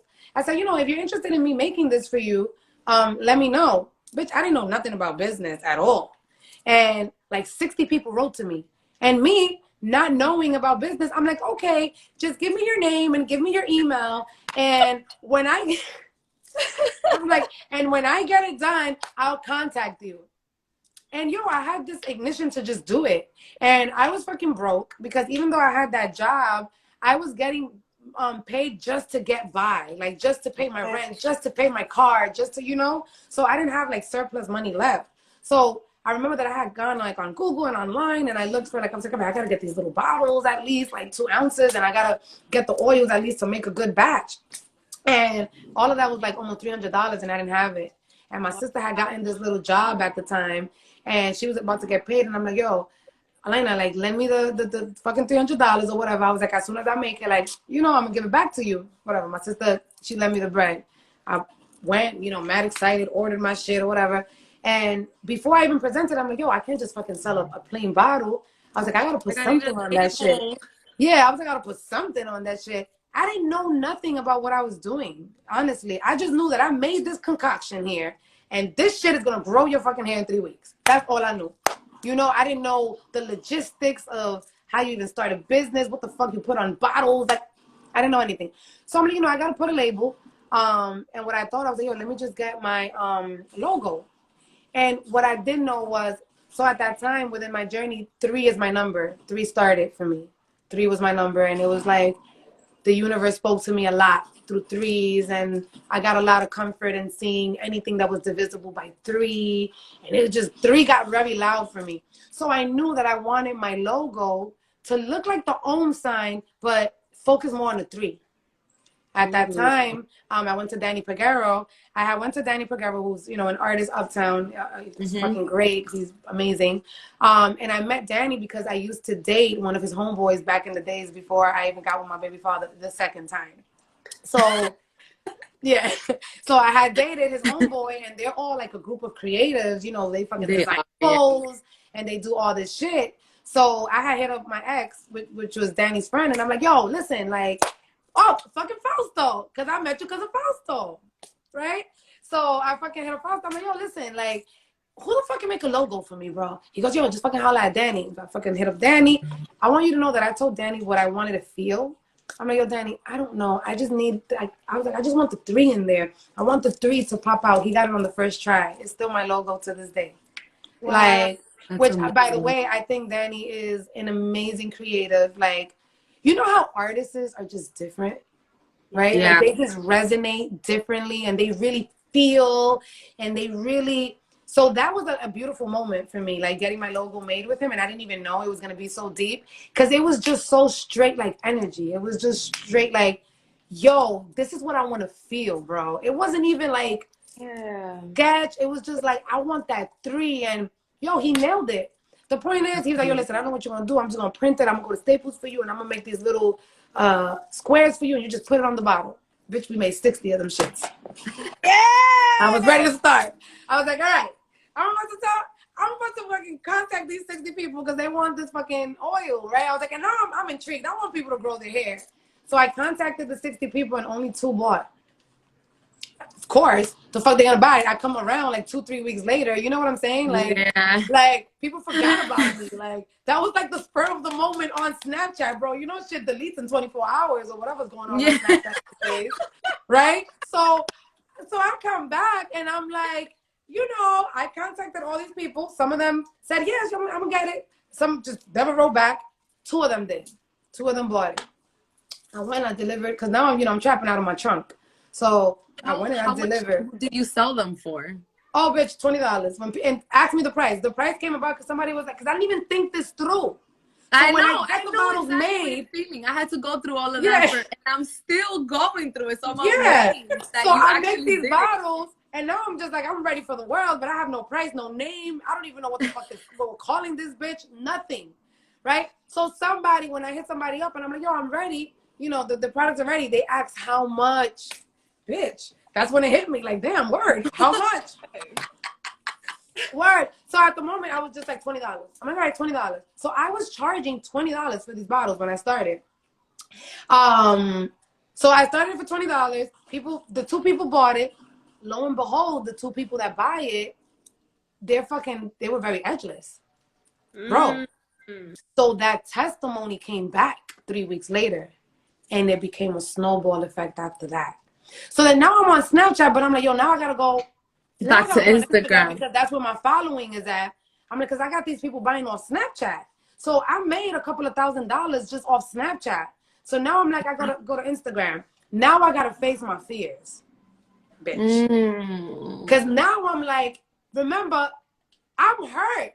I'm, healing from this humiliation, and I've been running from Instagram. So now I'm to the point that I'm like, come on, God. Like, now we really got to go back to Instagram. Like, I felt so safe right here, The name Hair Bomb, the product is called Hair Bomb. The name came about because somebody asked me, yo, yeah, so what's the name? And I'm like, Hair Bomb. That's how the name came about, real talk. That's how the name came about. And it came about because in my mind, it was just a bomb. Like, in my brain, what I created was just a bomb of shit for the hair. Yeah. So in my brain, that's just what it was. And when the person asked me, it just articulated into Hair Bomb. And it stuck. That's been the name. Like, there was no business plan behind that. It was just spirit. So whatever. So now I'm like, fuck, now I got to go to Instagram because this is where my following is at. But now I got all these people that saw me, the humiliation. And I got him, who already heard about how I'm allegedly out here setting shit for bald-headed bitches, as he called it, right? Damn. So, so now I'm like, so now I got to go on Instagram and tell the world, hey, I'm sending these hair growth oils. Can you buy it? That was a lot at that time because we weren't going through the upscale of everybody opening businesses, and the people that had, this is 4 years ago, a lot changed in 4 years, let me tell you. 4 years ago, people had businesses, but they had like clothing boutiques, like things that were safer, Yeah. It wasn't that common that somebody's going to come and say, here's my soap. I made this. Here's this. I made this. That wasn't common. And then understand that I come from being this baller's girlfriend, as per the streets, I was rich. You know how the hood is, right? You're rich if So I come from this guy. I leave this guy. I go through this humiliation, and now I'm back outside like I got these oils. What's up? And nobody's doing that, And I'm already humiliated, right? I think the reason it mattered at that time to even think through that process was just that I was ashamed that I was humiliated. I was healing from that. So, bitch, I couldn't even heal that in peace. I had to go back to Instagram. So now I'm back on Instagram. Now I put the post up and I say, you know what? Fuck this shit. Te lo doy a Dios. I said, fuck this shit, bitch. Because I felt, it was innate. I felt like I needed to do that. I felt like I had to push my business. I felt like I had to do that. And just like that, I put that shit on Instagram and I was lit off DMs. I fucking made like $20,000, $30,000 off Cash App just selling these $20 bottles. At that point, I had to fall back on myself and understand that I was tapped into some shit, and that what fucking talks to me is real, and magical. So that's why I say Own Body and Soul is so deep for me because it was almost like, let me show you. It was that feeling. Let me show you, Trust and let me show you. And Own Body and Soul became my livelihood. Real talk. I left that job that I had. And then it just became me trying to figure out, like, all right, so I really got to push this, because it was getting there. And it was just like, all right, so now how the fuck I get out of Cash App? Because now Cash App is like fucking, you know, freezing my money. And at that time when I started Own Body and Soul, I'll never forget this. So I tell you, I'm really gonna write a book. I owed $9,000 in rent. And where with the job that I had, I was just like getting paid every 2 weeks, and everything that I was getting, that's what I said, I was broke. I didn't have money. That's why I had to ask my sister to lend it to me, because every money that I was making, I was just like paying my, you know, like putting it towards this debt, you know, trying to catch up to make sure that, you know, they're not trying to take me to court. While at the same time, I don't want my son to ever have to feel like we're getting evicted, while at the same time, I'm trying to still prove to my son's father that I got this. You know what I'm saying? So I'm going through all of that while I had this leap of faith to sell this product that just grew my edges, you know? And when I put it on Instagram, people just started DMing me, people started buying it, and they started seeing the growth in their hair. And just, it became a snowball effect, and one person told the next person, and people just kept buying and buying and buying, and one person bought, and that same person kept buying more and more. And it just got real crazy for me. And then I knew I had to start my website. So that was October 2000. I'm going to be 4 years now, February 11th. But I really count 4 years in October. So October 4 years ago. I'm fucking bad at years. So that was October 4 years ago. And I knew I had to make a website. So I celebrate February 11th because I had to get on Shopify. And it's been lit since. Real talk. I love that. So you use Shopify, right? Do you like that the most? Yeah, I started with Shopify, and I love Shopify because it's a very easy platform. It really just shows you your finances. It shows you what's coming in. It shows you your returning customers. It just breaks down. The analytics is amazing. Also, Shopify gives money. I fuck with any platform that in return for my work is going to give me money. Yeah. And I learned that, right, as I went within the process. Like, you're making these platforms money. Remember, everything is e-commerce right now, right? These platforms are multi-million-dollar companies, and they're living off these monthly little fees and these little percentages that they take, and they could be as minuscule as possible. It could be $1.80 per transaction that you sell, but they're making money off of you. So to me, it's like, if I'm gonna fuck with any company, because I'm making you money. You feel me? Because you gotta now understand the business, right? I'm making you money, nigga. Shopify, you need me. And you need everybody else on this platform so you can be Shopify. So I only fuck with platforms that are in return gonna reward me for the sales and the money that I make them, period. Can you and I learned that. The IG for Own Body Soul in the chat room? Okay. Yeah, like in the comments. So click on it and go. Let's I know we've been here for a while, but this is a good one. Yeah, no. I could talk for days. So you do that. That story is just incredible. So inspiring, you know, like so inspiring, because I think everybody is trying to find their niche, trying to find their lane, because everybody has gifts. We all have gifts. We're all great. Everybody. And you just got to listen to yourself and trust it. It's because of this one right here.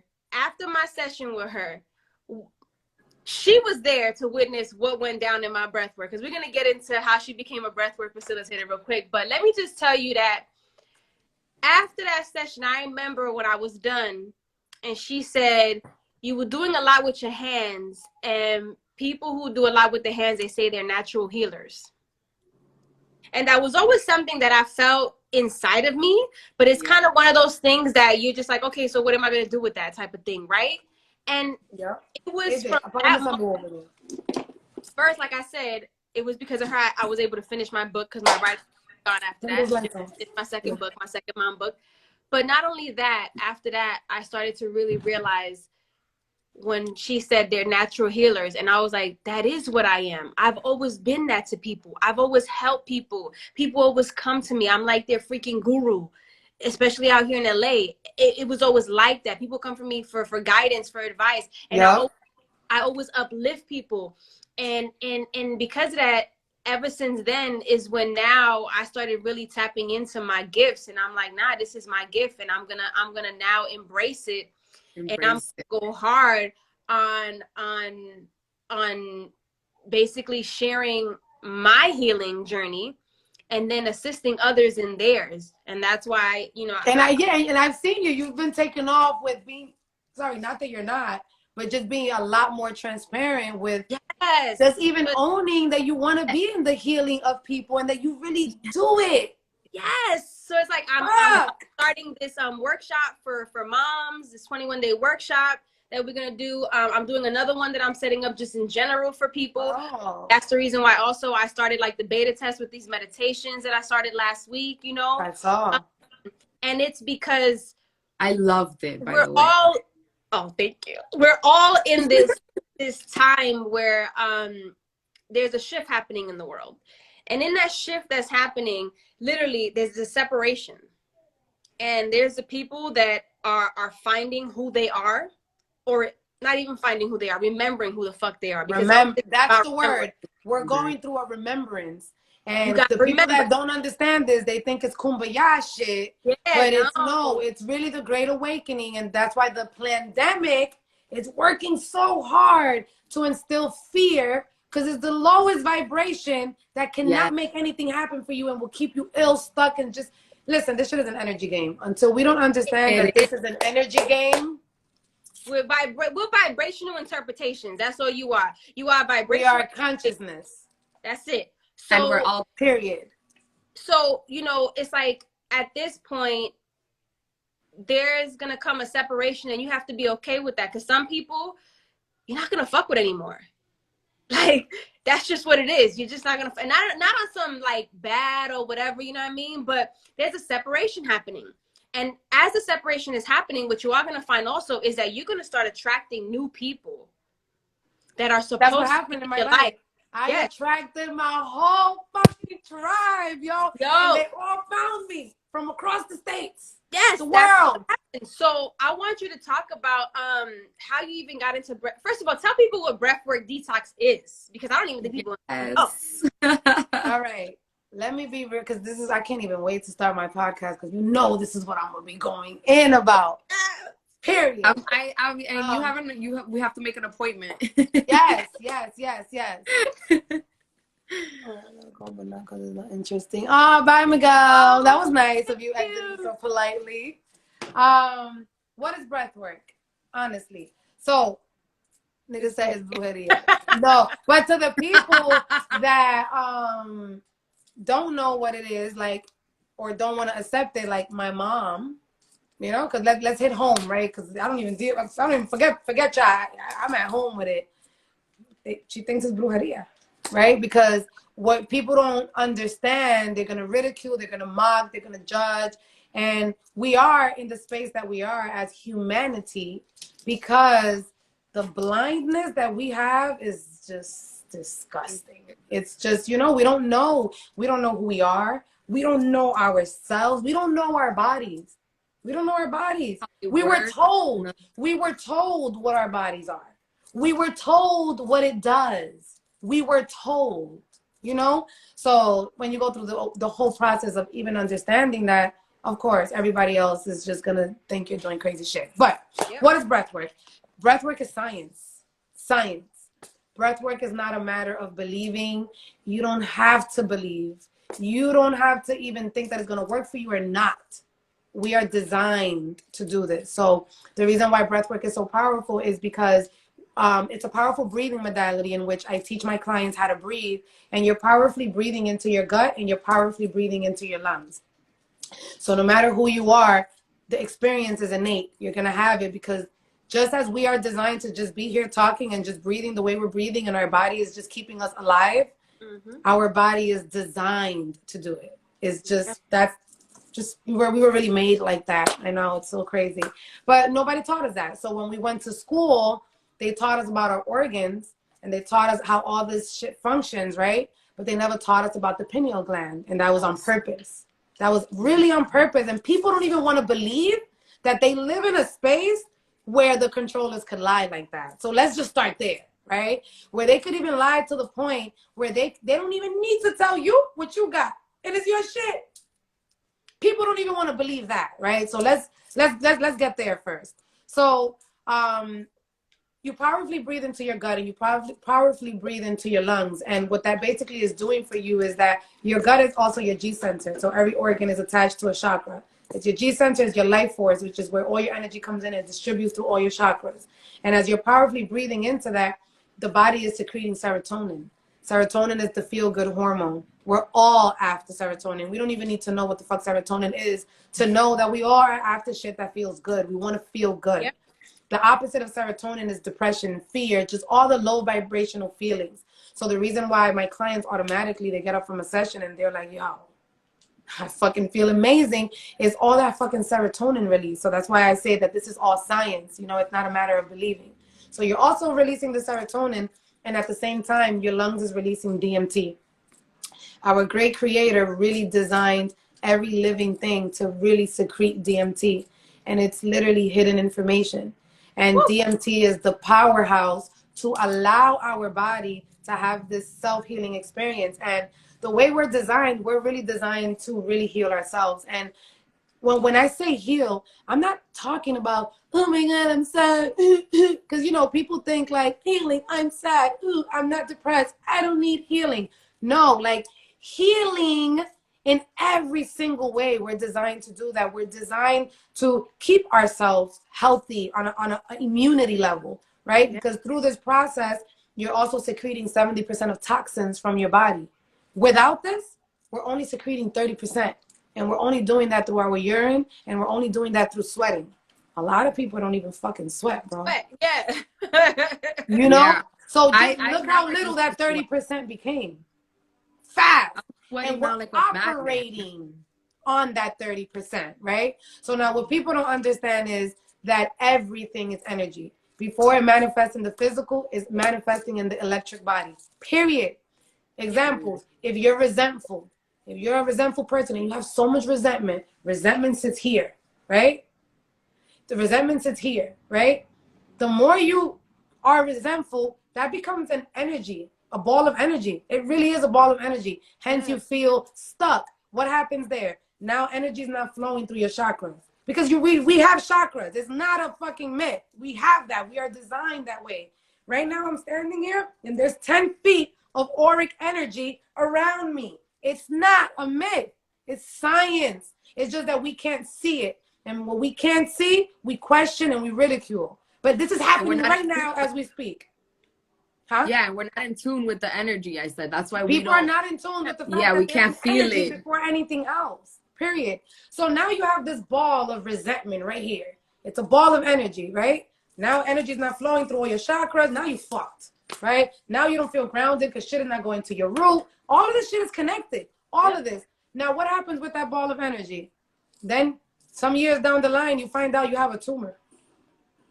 Exactly. You find out you have cancer. Yep. Where do you think those things come from?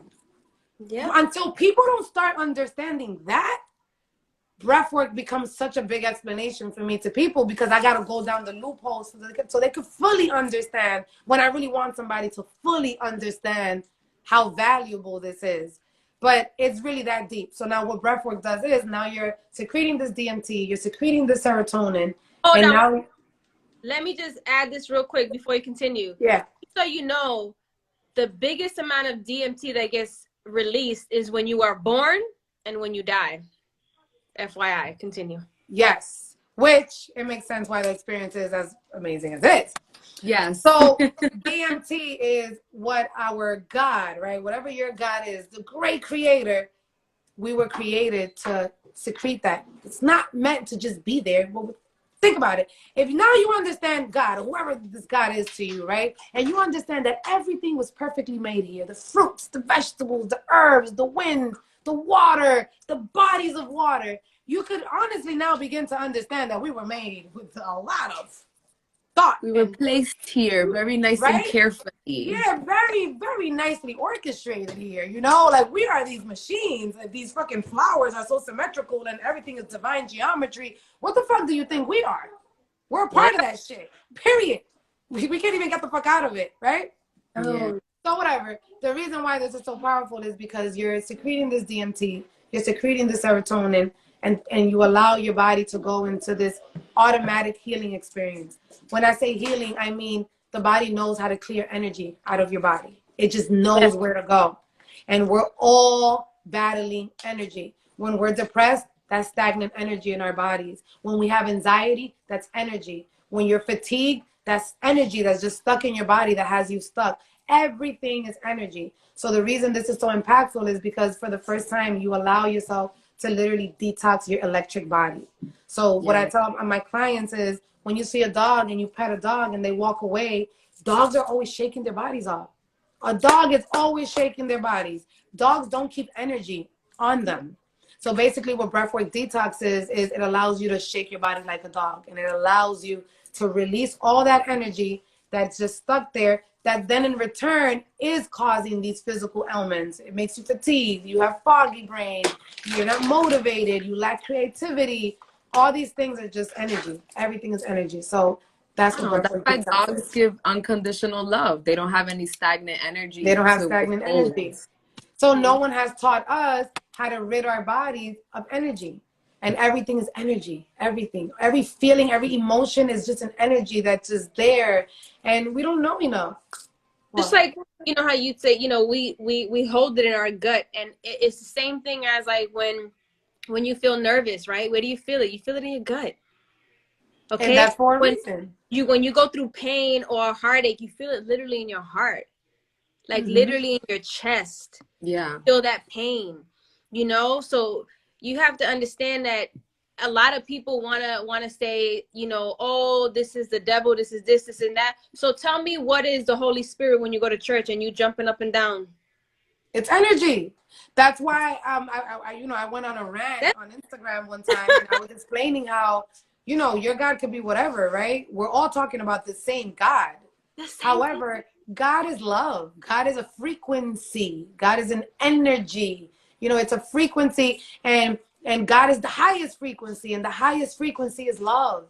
And when you tell certain people this, they're like, "Oh God, wow, you're a romantic. You're a hopeless." And it's like, bro, no, I'm really talking science, actually. No, yeah, like Yeah. You know, Like, a lot of people believe, a lot of people believe that science is really far from spirit, but in all actuality, the information is there. We just haven't done our due diligence to go physics in and is the investigate, spiritual world. go deep. Exactly. Like, people have to stop trying to say, oh, the science is not there yet. No, you haven't reached the science yet. You haven't caught up because the science is right there in elementary school science, and our minds are still in high school science, where they lied to us about literally everything. Even the damn maps that they showed us is a lie, but that's a whole other story. Bro, so it's like we can't even... that right there. Because I've been on Greg that. sent me some shit. I don't know if you know, Greg sent me some, her husband sent me some fucking video. I dove on a journey of exploration for like a month. I want you to know that I done learned some shit. Like, but it makes, listen, of course, it was like, duh. Yeah, like you feel at the end like you already knew that information, but something was blocking it. Like, so it was a book in your library, sense. but you couldn't find it. That's what it was, you know? Like, I feel like Greg awakened a lot of things in me as well. Bro, you don't even know me, like, personally. Yo, Jen, shout out to your husband. Greg. Your husband knows. No, listen. I don't even know there. where he gets his info from. Like, I asked him, yo, how do you find this video on? I can't find videos like that on YouTube. No, is that they're hard I tell to you find. that he'll look at this is our library, but like this is how deep he go. Like, Grey's Anatomy is actually like the whole thing of the science of the body. Yeah. We looked at Aladdin, the Arabian Nights. No, that's history right there that we don't know. Wow, I love this is why they're my friends, because I know that they have all this amazing information. And I love people that know more shit about shit than me. Because of Jen, I've started mine. Let me tell you. Okay. Just, I mean, he goes in. Like, I can't even, like, the books that he be getting, I'd be like, oh, matter of fact, it's stuff like this. Bro, the shit that Greg be posting, I'd be like, look at yo, this. but who told you to go check that? The Delectable Negro. Who? I mean, when I want to get a book, I ask Jen, because I know she's going to ask Greg. Yeah. I'll be like, yo, Jen, I need a book on etymology. What am I getting? When the World Was Black. The Untold History of the World's I need First that book. I need that book because I've been asking a few questions about where certain people come from. Remember when I hit you up, Jen, the other day? Yeah, look, Look, Christopher Columbus, the 4 voyages. I mean, it's deep when he goes. He goes deep. He goes deep. Okay. Yeah. No, and she has that as a partner. She has a Oh, whole here goes library as a look at partner. this one. The Body Electric. Oh, I want to get that one. You know what's another one? Hold on, before we continue. Sorry, where's it at? He always tells me. You know, about since that. we're showing books, I want to recommend one of my favorite books to people to read. If you're like diving into your journey, this book really does. Because, you know, some people doubt, like they're in their spiritual realm and they need some scientific backup to understand that it's really a real thing. So, Jen, that book you were holding up, what's it called? this is one of the books that changed my life. Oh my God, me too. Tell me this book did not change your life. Yep. I don't So when own I it. was going through that whole journey and like even starting Own Body and Soul, this book, bro. And Joe Dispenza is one of my favorite people ever. Oh, like I watch his videos every day. every day, yo, I be geeked off of him, watching all his shit. The Zodiac and the Salt of Salvation. This tells you how your body works and all the salts and minerals. And you know what's crazy, Jen? I already had that book, and Greg had posted an excerpt Here's of the book. it. Yo, Let me put it on here. what is that? Huh? Yes. Oh, and I was like, Greg, what is that book? And he's like, oh, it's an excerpt from that book. So I had already read that, but it didn't catch like the attention. But because he posted it, I read it and it resonated. Then I went back into the book and I was like, yo, but that's crazy because I read this, but it didn't sit until he posted it and then I reread it. So he made me reread a bunch of books from that one. I know I've never said anything, but it was like that magical. Like he reposted something of a book that I had already read. And I was like, this is incredible. No, listen, we go in on books here. Joe Dispenza And is you one know of my what? favorites. Let me tell you To him, what really changed my life. This was like very recent, changed my life. which is that one? Human Design. Oh, I got it.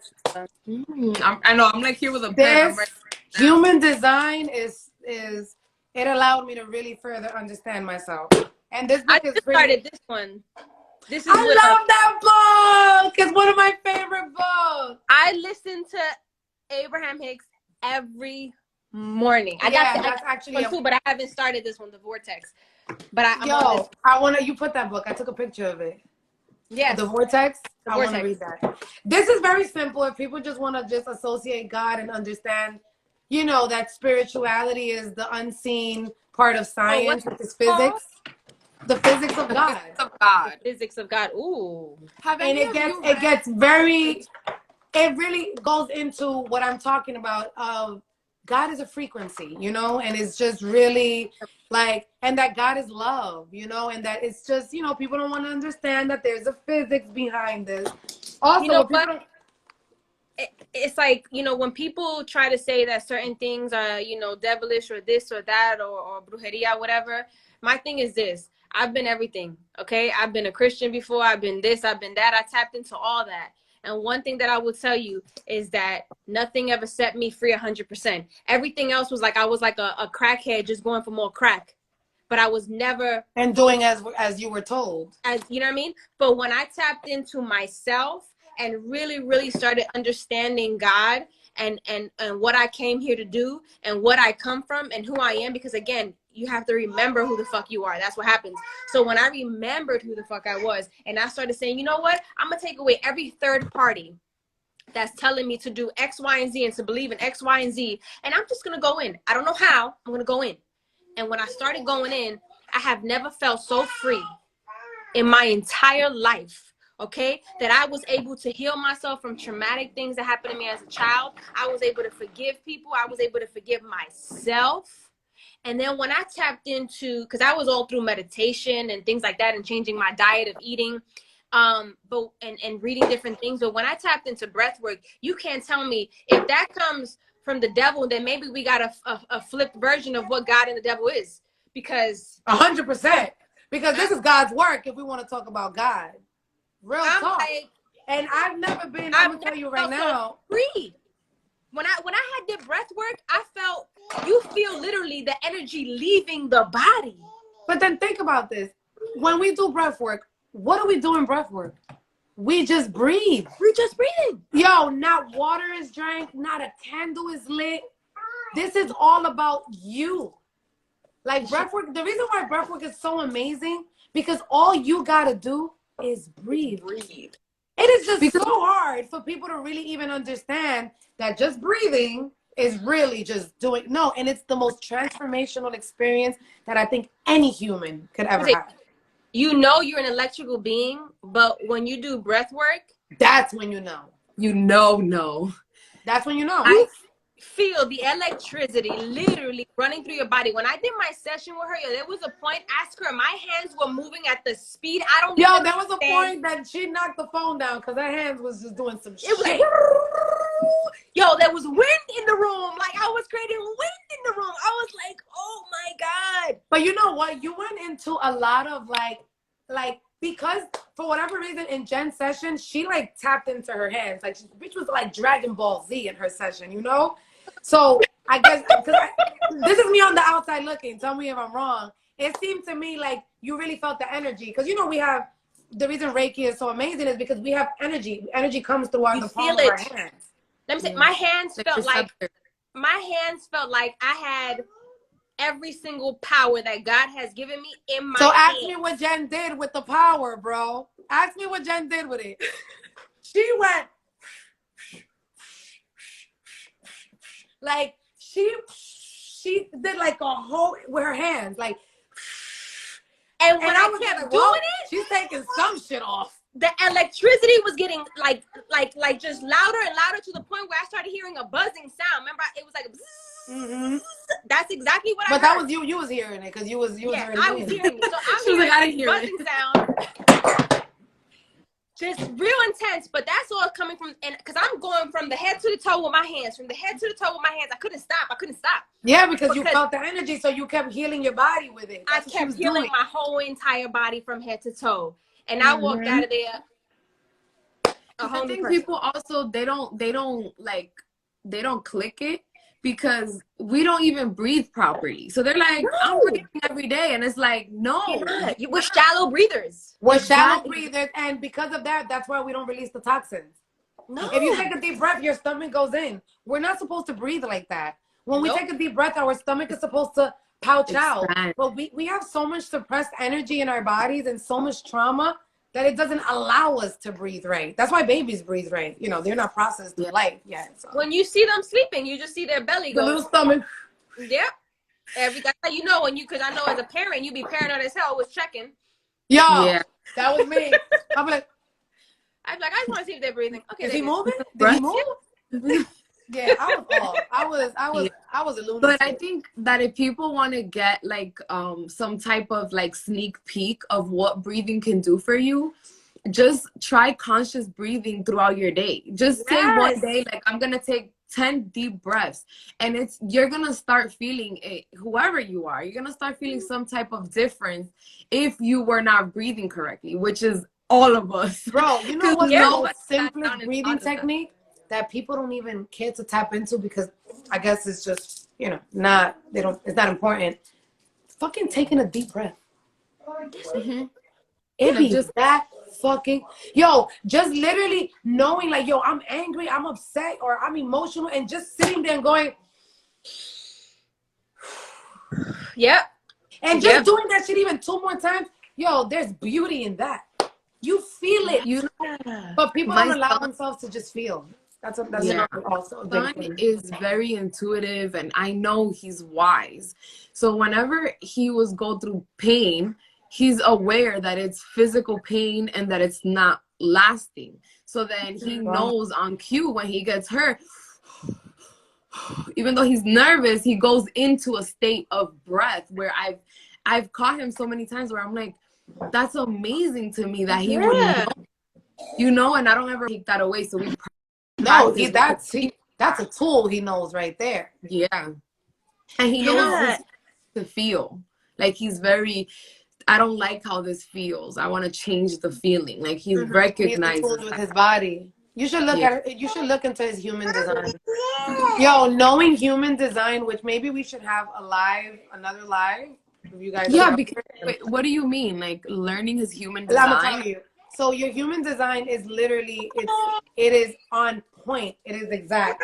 The reason why human design is so powerful, first of all, the guy that got the download, his name is, he proclaimed his name to be Ra Rahu. He changed it after. He got the download. And the download was just like 9 days of him receiving all this information on how we each have a very specific human design structure. And the reason why it's so precise is because obviously in the air, as we're talking, as we're breathing right now, the air has information. It's called neutrinos. So right in the moment that we drop consciousness, right? Because we drop consciousness in the womb, right? We land consciousness. From the minute consciousness land is a snip picture of all the neutrinos in the air when your consciousness landed. Wow. When I tell you human design is precise, it gives you, first of all, it's not going to change. That's your design for this whole entire lifetime. And it literally explains who you are, what are your defined points, which are the points that you have consistent energy through, which are your undefined points. The point is that you learn yourself and through the gates, because then it's a combination of astrology with like just metaphysical shit. It's a combination of just deeper going into astrology and like knowing your rising moon and all this great shit. It's all of that combined together, but it's on the money. So the design allows you. Let me show you the book. Oh, it's a book. Actually, give me the book. Give me the human design book. Is that okay? People need to realize too, like, people think that like you're gonna do a meditation session or you're gonna do a breathwork session. Oh, so this is how it ends up looking, right? So we each have an exact. We each have an exact certain human design. What's great about it is that there's only 4 types of human types, right? So there's a generator, there's a reflector, there's a projector, and there's a manifesting generator. We work each in a projector. Yeah, I did say that. Anyways, we're each one of those. And then we all come with profile types. So the profile types start from 1 2, 1 3, 1 4, 2 4, 2 3, whatever, basically. And then within that, each chart has gates and channels. The gates and the channels is what says everything about who you are. It's like getting a reading. It's but it's like precise information. Now, the reason why I think everyone should get into it is because you know yourself. You know what are the consistent learning areas in your life. You know what your strengths are. You know why you feel a certain way some of the times. It just all resonates like, oh, that's why I'm emotional.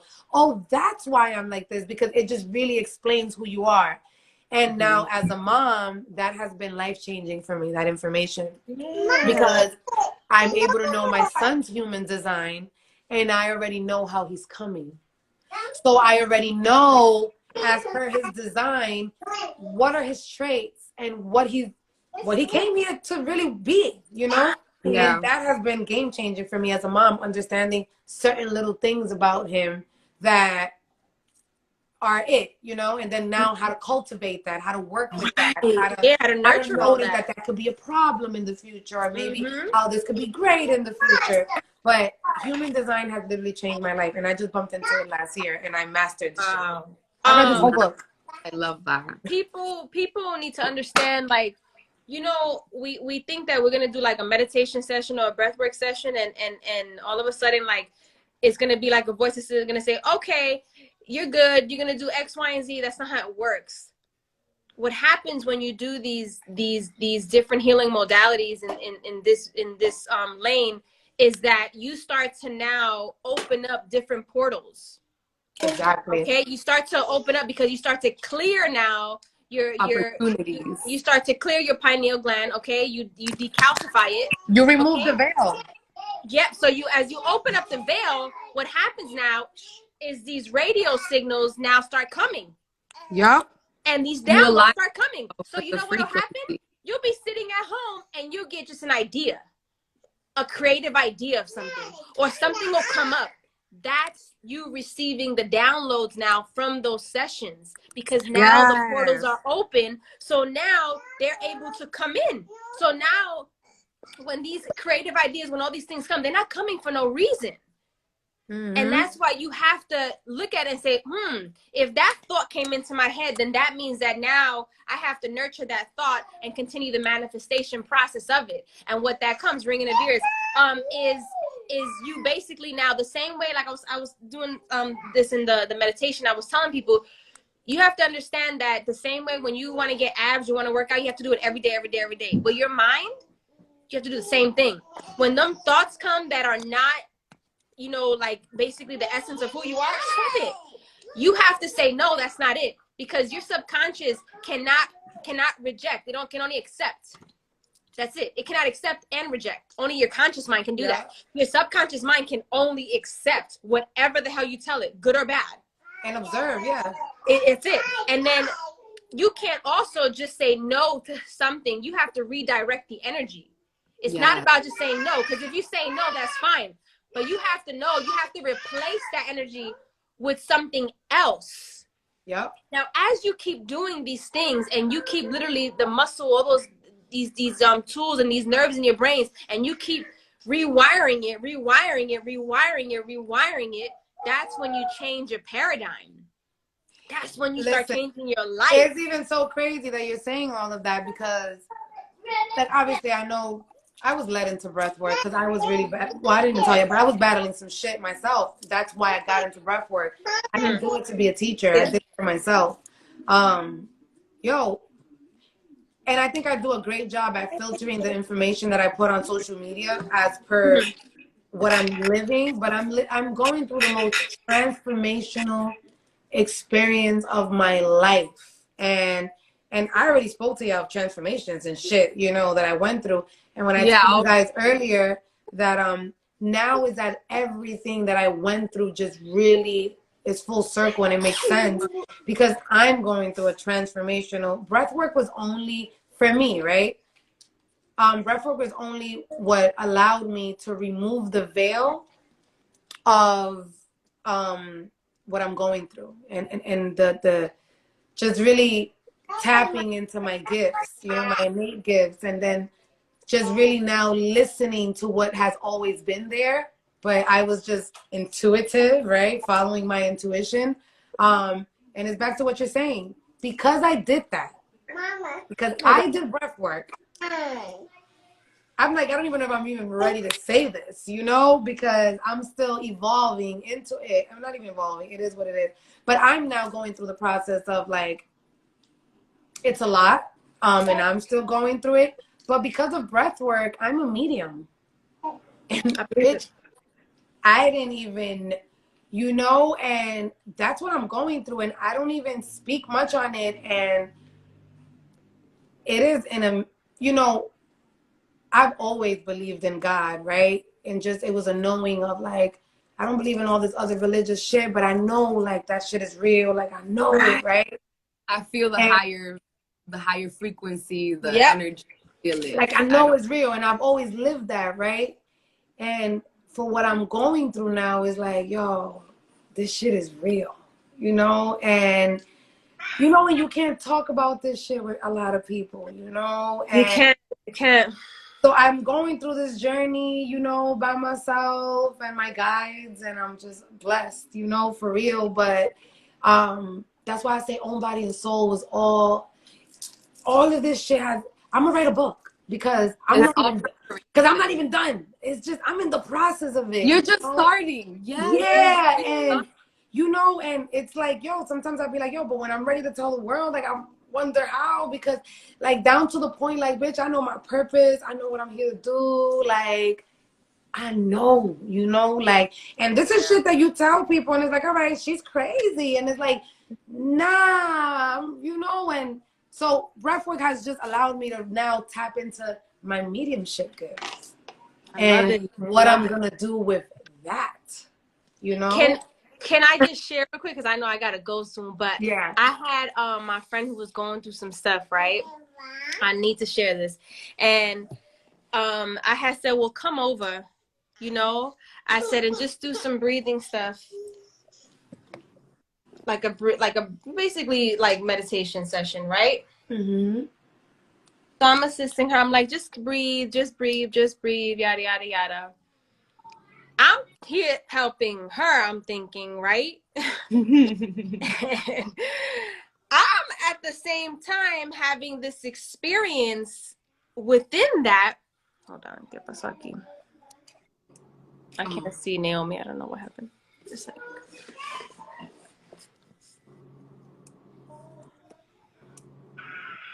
look, they're hating on us because we're talking deep. I know, we got too deep. We got too deep.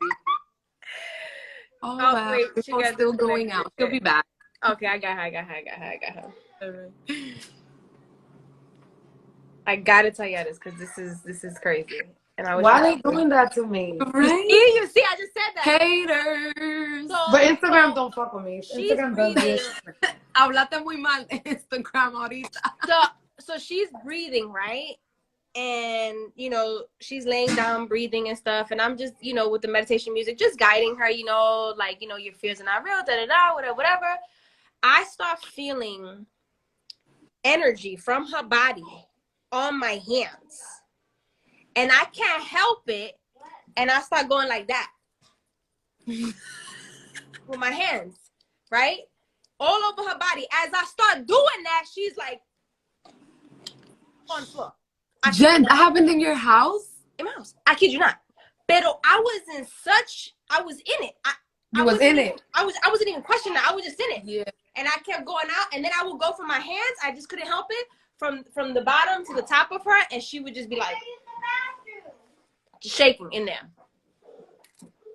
What just? I don't know. They're hating on us.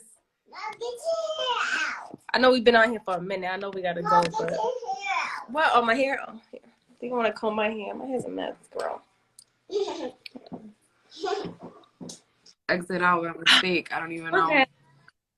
I don't know, but yeah, it was pretty intense. And then afterwards, she had a beautiful no, get down from there.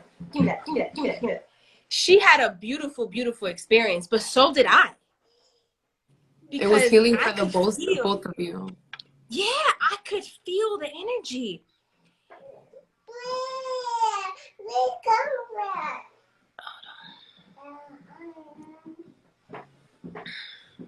Oh, thank you to everyone writing the messages. I know. Yo, but what's going on? Why? No, they're hating on us, bro.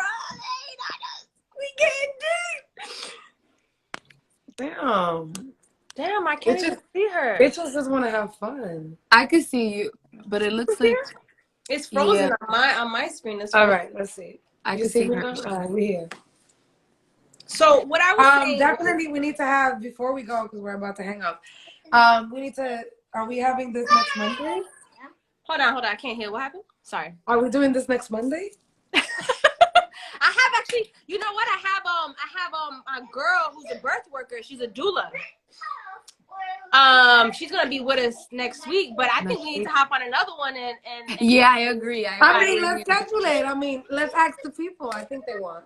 I think we have unfinished. We don't even need to scratching the surface. Yeah, because we gotta get into this talk, because you know what? Let me say this before we go. At the end of the day, whether you have your reserves about this or that, one thing that I'm learning right now is that I know I remembered who the fuck I am, and I'm going to stay true to that, and I'm going to embrace that, and I'm going to share that with the world. And whoever wants to hear it, take it in. Whoever doesn't, get say, hold on, I don't care. Hear it, don't hear it.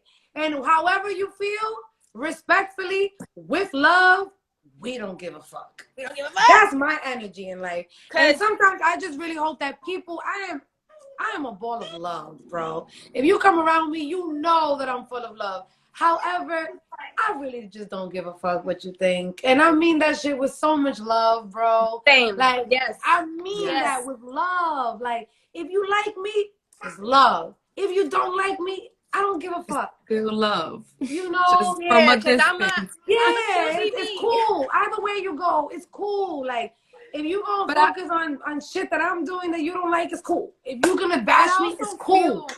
Yes, I also feel we get caught up in other people's stuff. Like, if it doesn't work for you, you have to learn. The worst happened to me already. That's it. I don't give a fuck no more. Look, you don't like me, it's cool. What we've experienced on a spiritual level, nobody could tell us it didn't happen. And not only that, nobody could tell us that we have not been healing people after that. Because people been coming directly back like, and indirectly. Exactly. So it's like, you know what? We got to really, really tap into this and not be afraid and be fearless and be who we are. Because like I said, I remembered who the fuck I am and ain't nobody going to stop that no more. Like, it's going to happen. And even when we weren't remembering who we were treading through that shit. We were still up here, I though. was We down were and still up out. here. We didn't know. And We I were was still just up still there. like, yo, But we were. I look like shit right now. You know, it is not feeling good, but I'm getting the fuck out of this bitch. You know, like, and it is what it is. But let me get out of here. I got these kids waiting for me. Bedtime over here. We're gonna talk again because we gotta do another session. Yes, look what's happening over here because my man thinks he could do that right now. It's cool, but I love y'all. Thank you so much for joining us. This was thank you. dope. Thank you so much. So dope. It went over like We've never done this actually. we did It's 2 bedtime hours, over bro. here. Like my kids are supposed to be sleeping. My son, did you take a shower? You know you have to. Go take a bath. You see what I'm saying? Go take a bath, bro. Go take a bath. I'm not. Thank you. I don't need to go. We'll be You need back. to finish anything. so You had much. enough time. I'll Anyways. see y'all another time. Yes. Thank you, Naomi. We'll again. announce This it was again whenever we wonderful. get back on. Yes, we will. We definitely will. And Damn, why my phone doesn't work? I need right, to yeah. exchange info with Naomi, so I'm sending you a DM, girl. Yes, let's work. Let's definitely do some rough work so that then you can call Jen and tell her, that you Yes. tap into your hands or whatnot. Okay. Yep. I love y'all.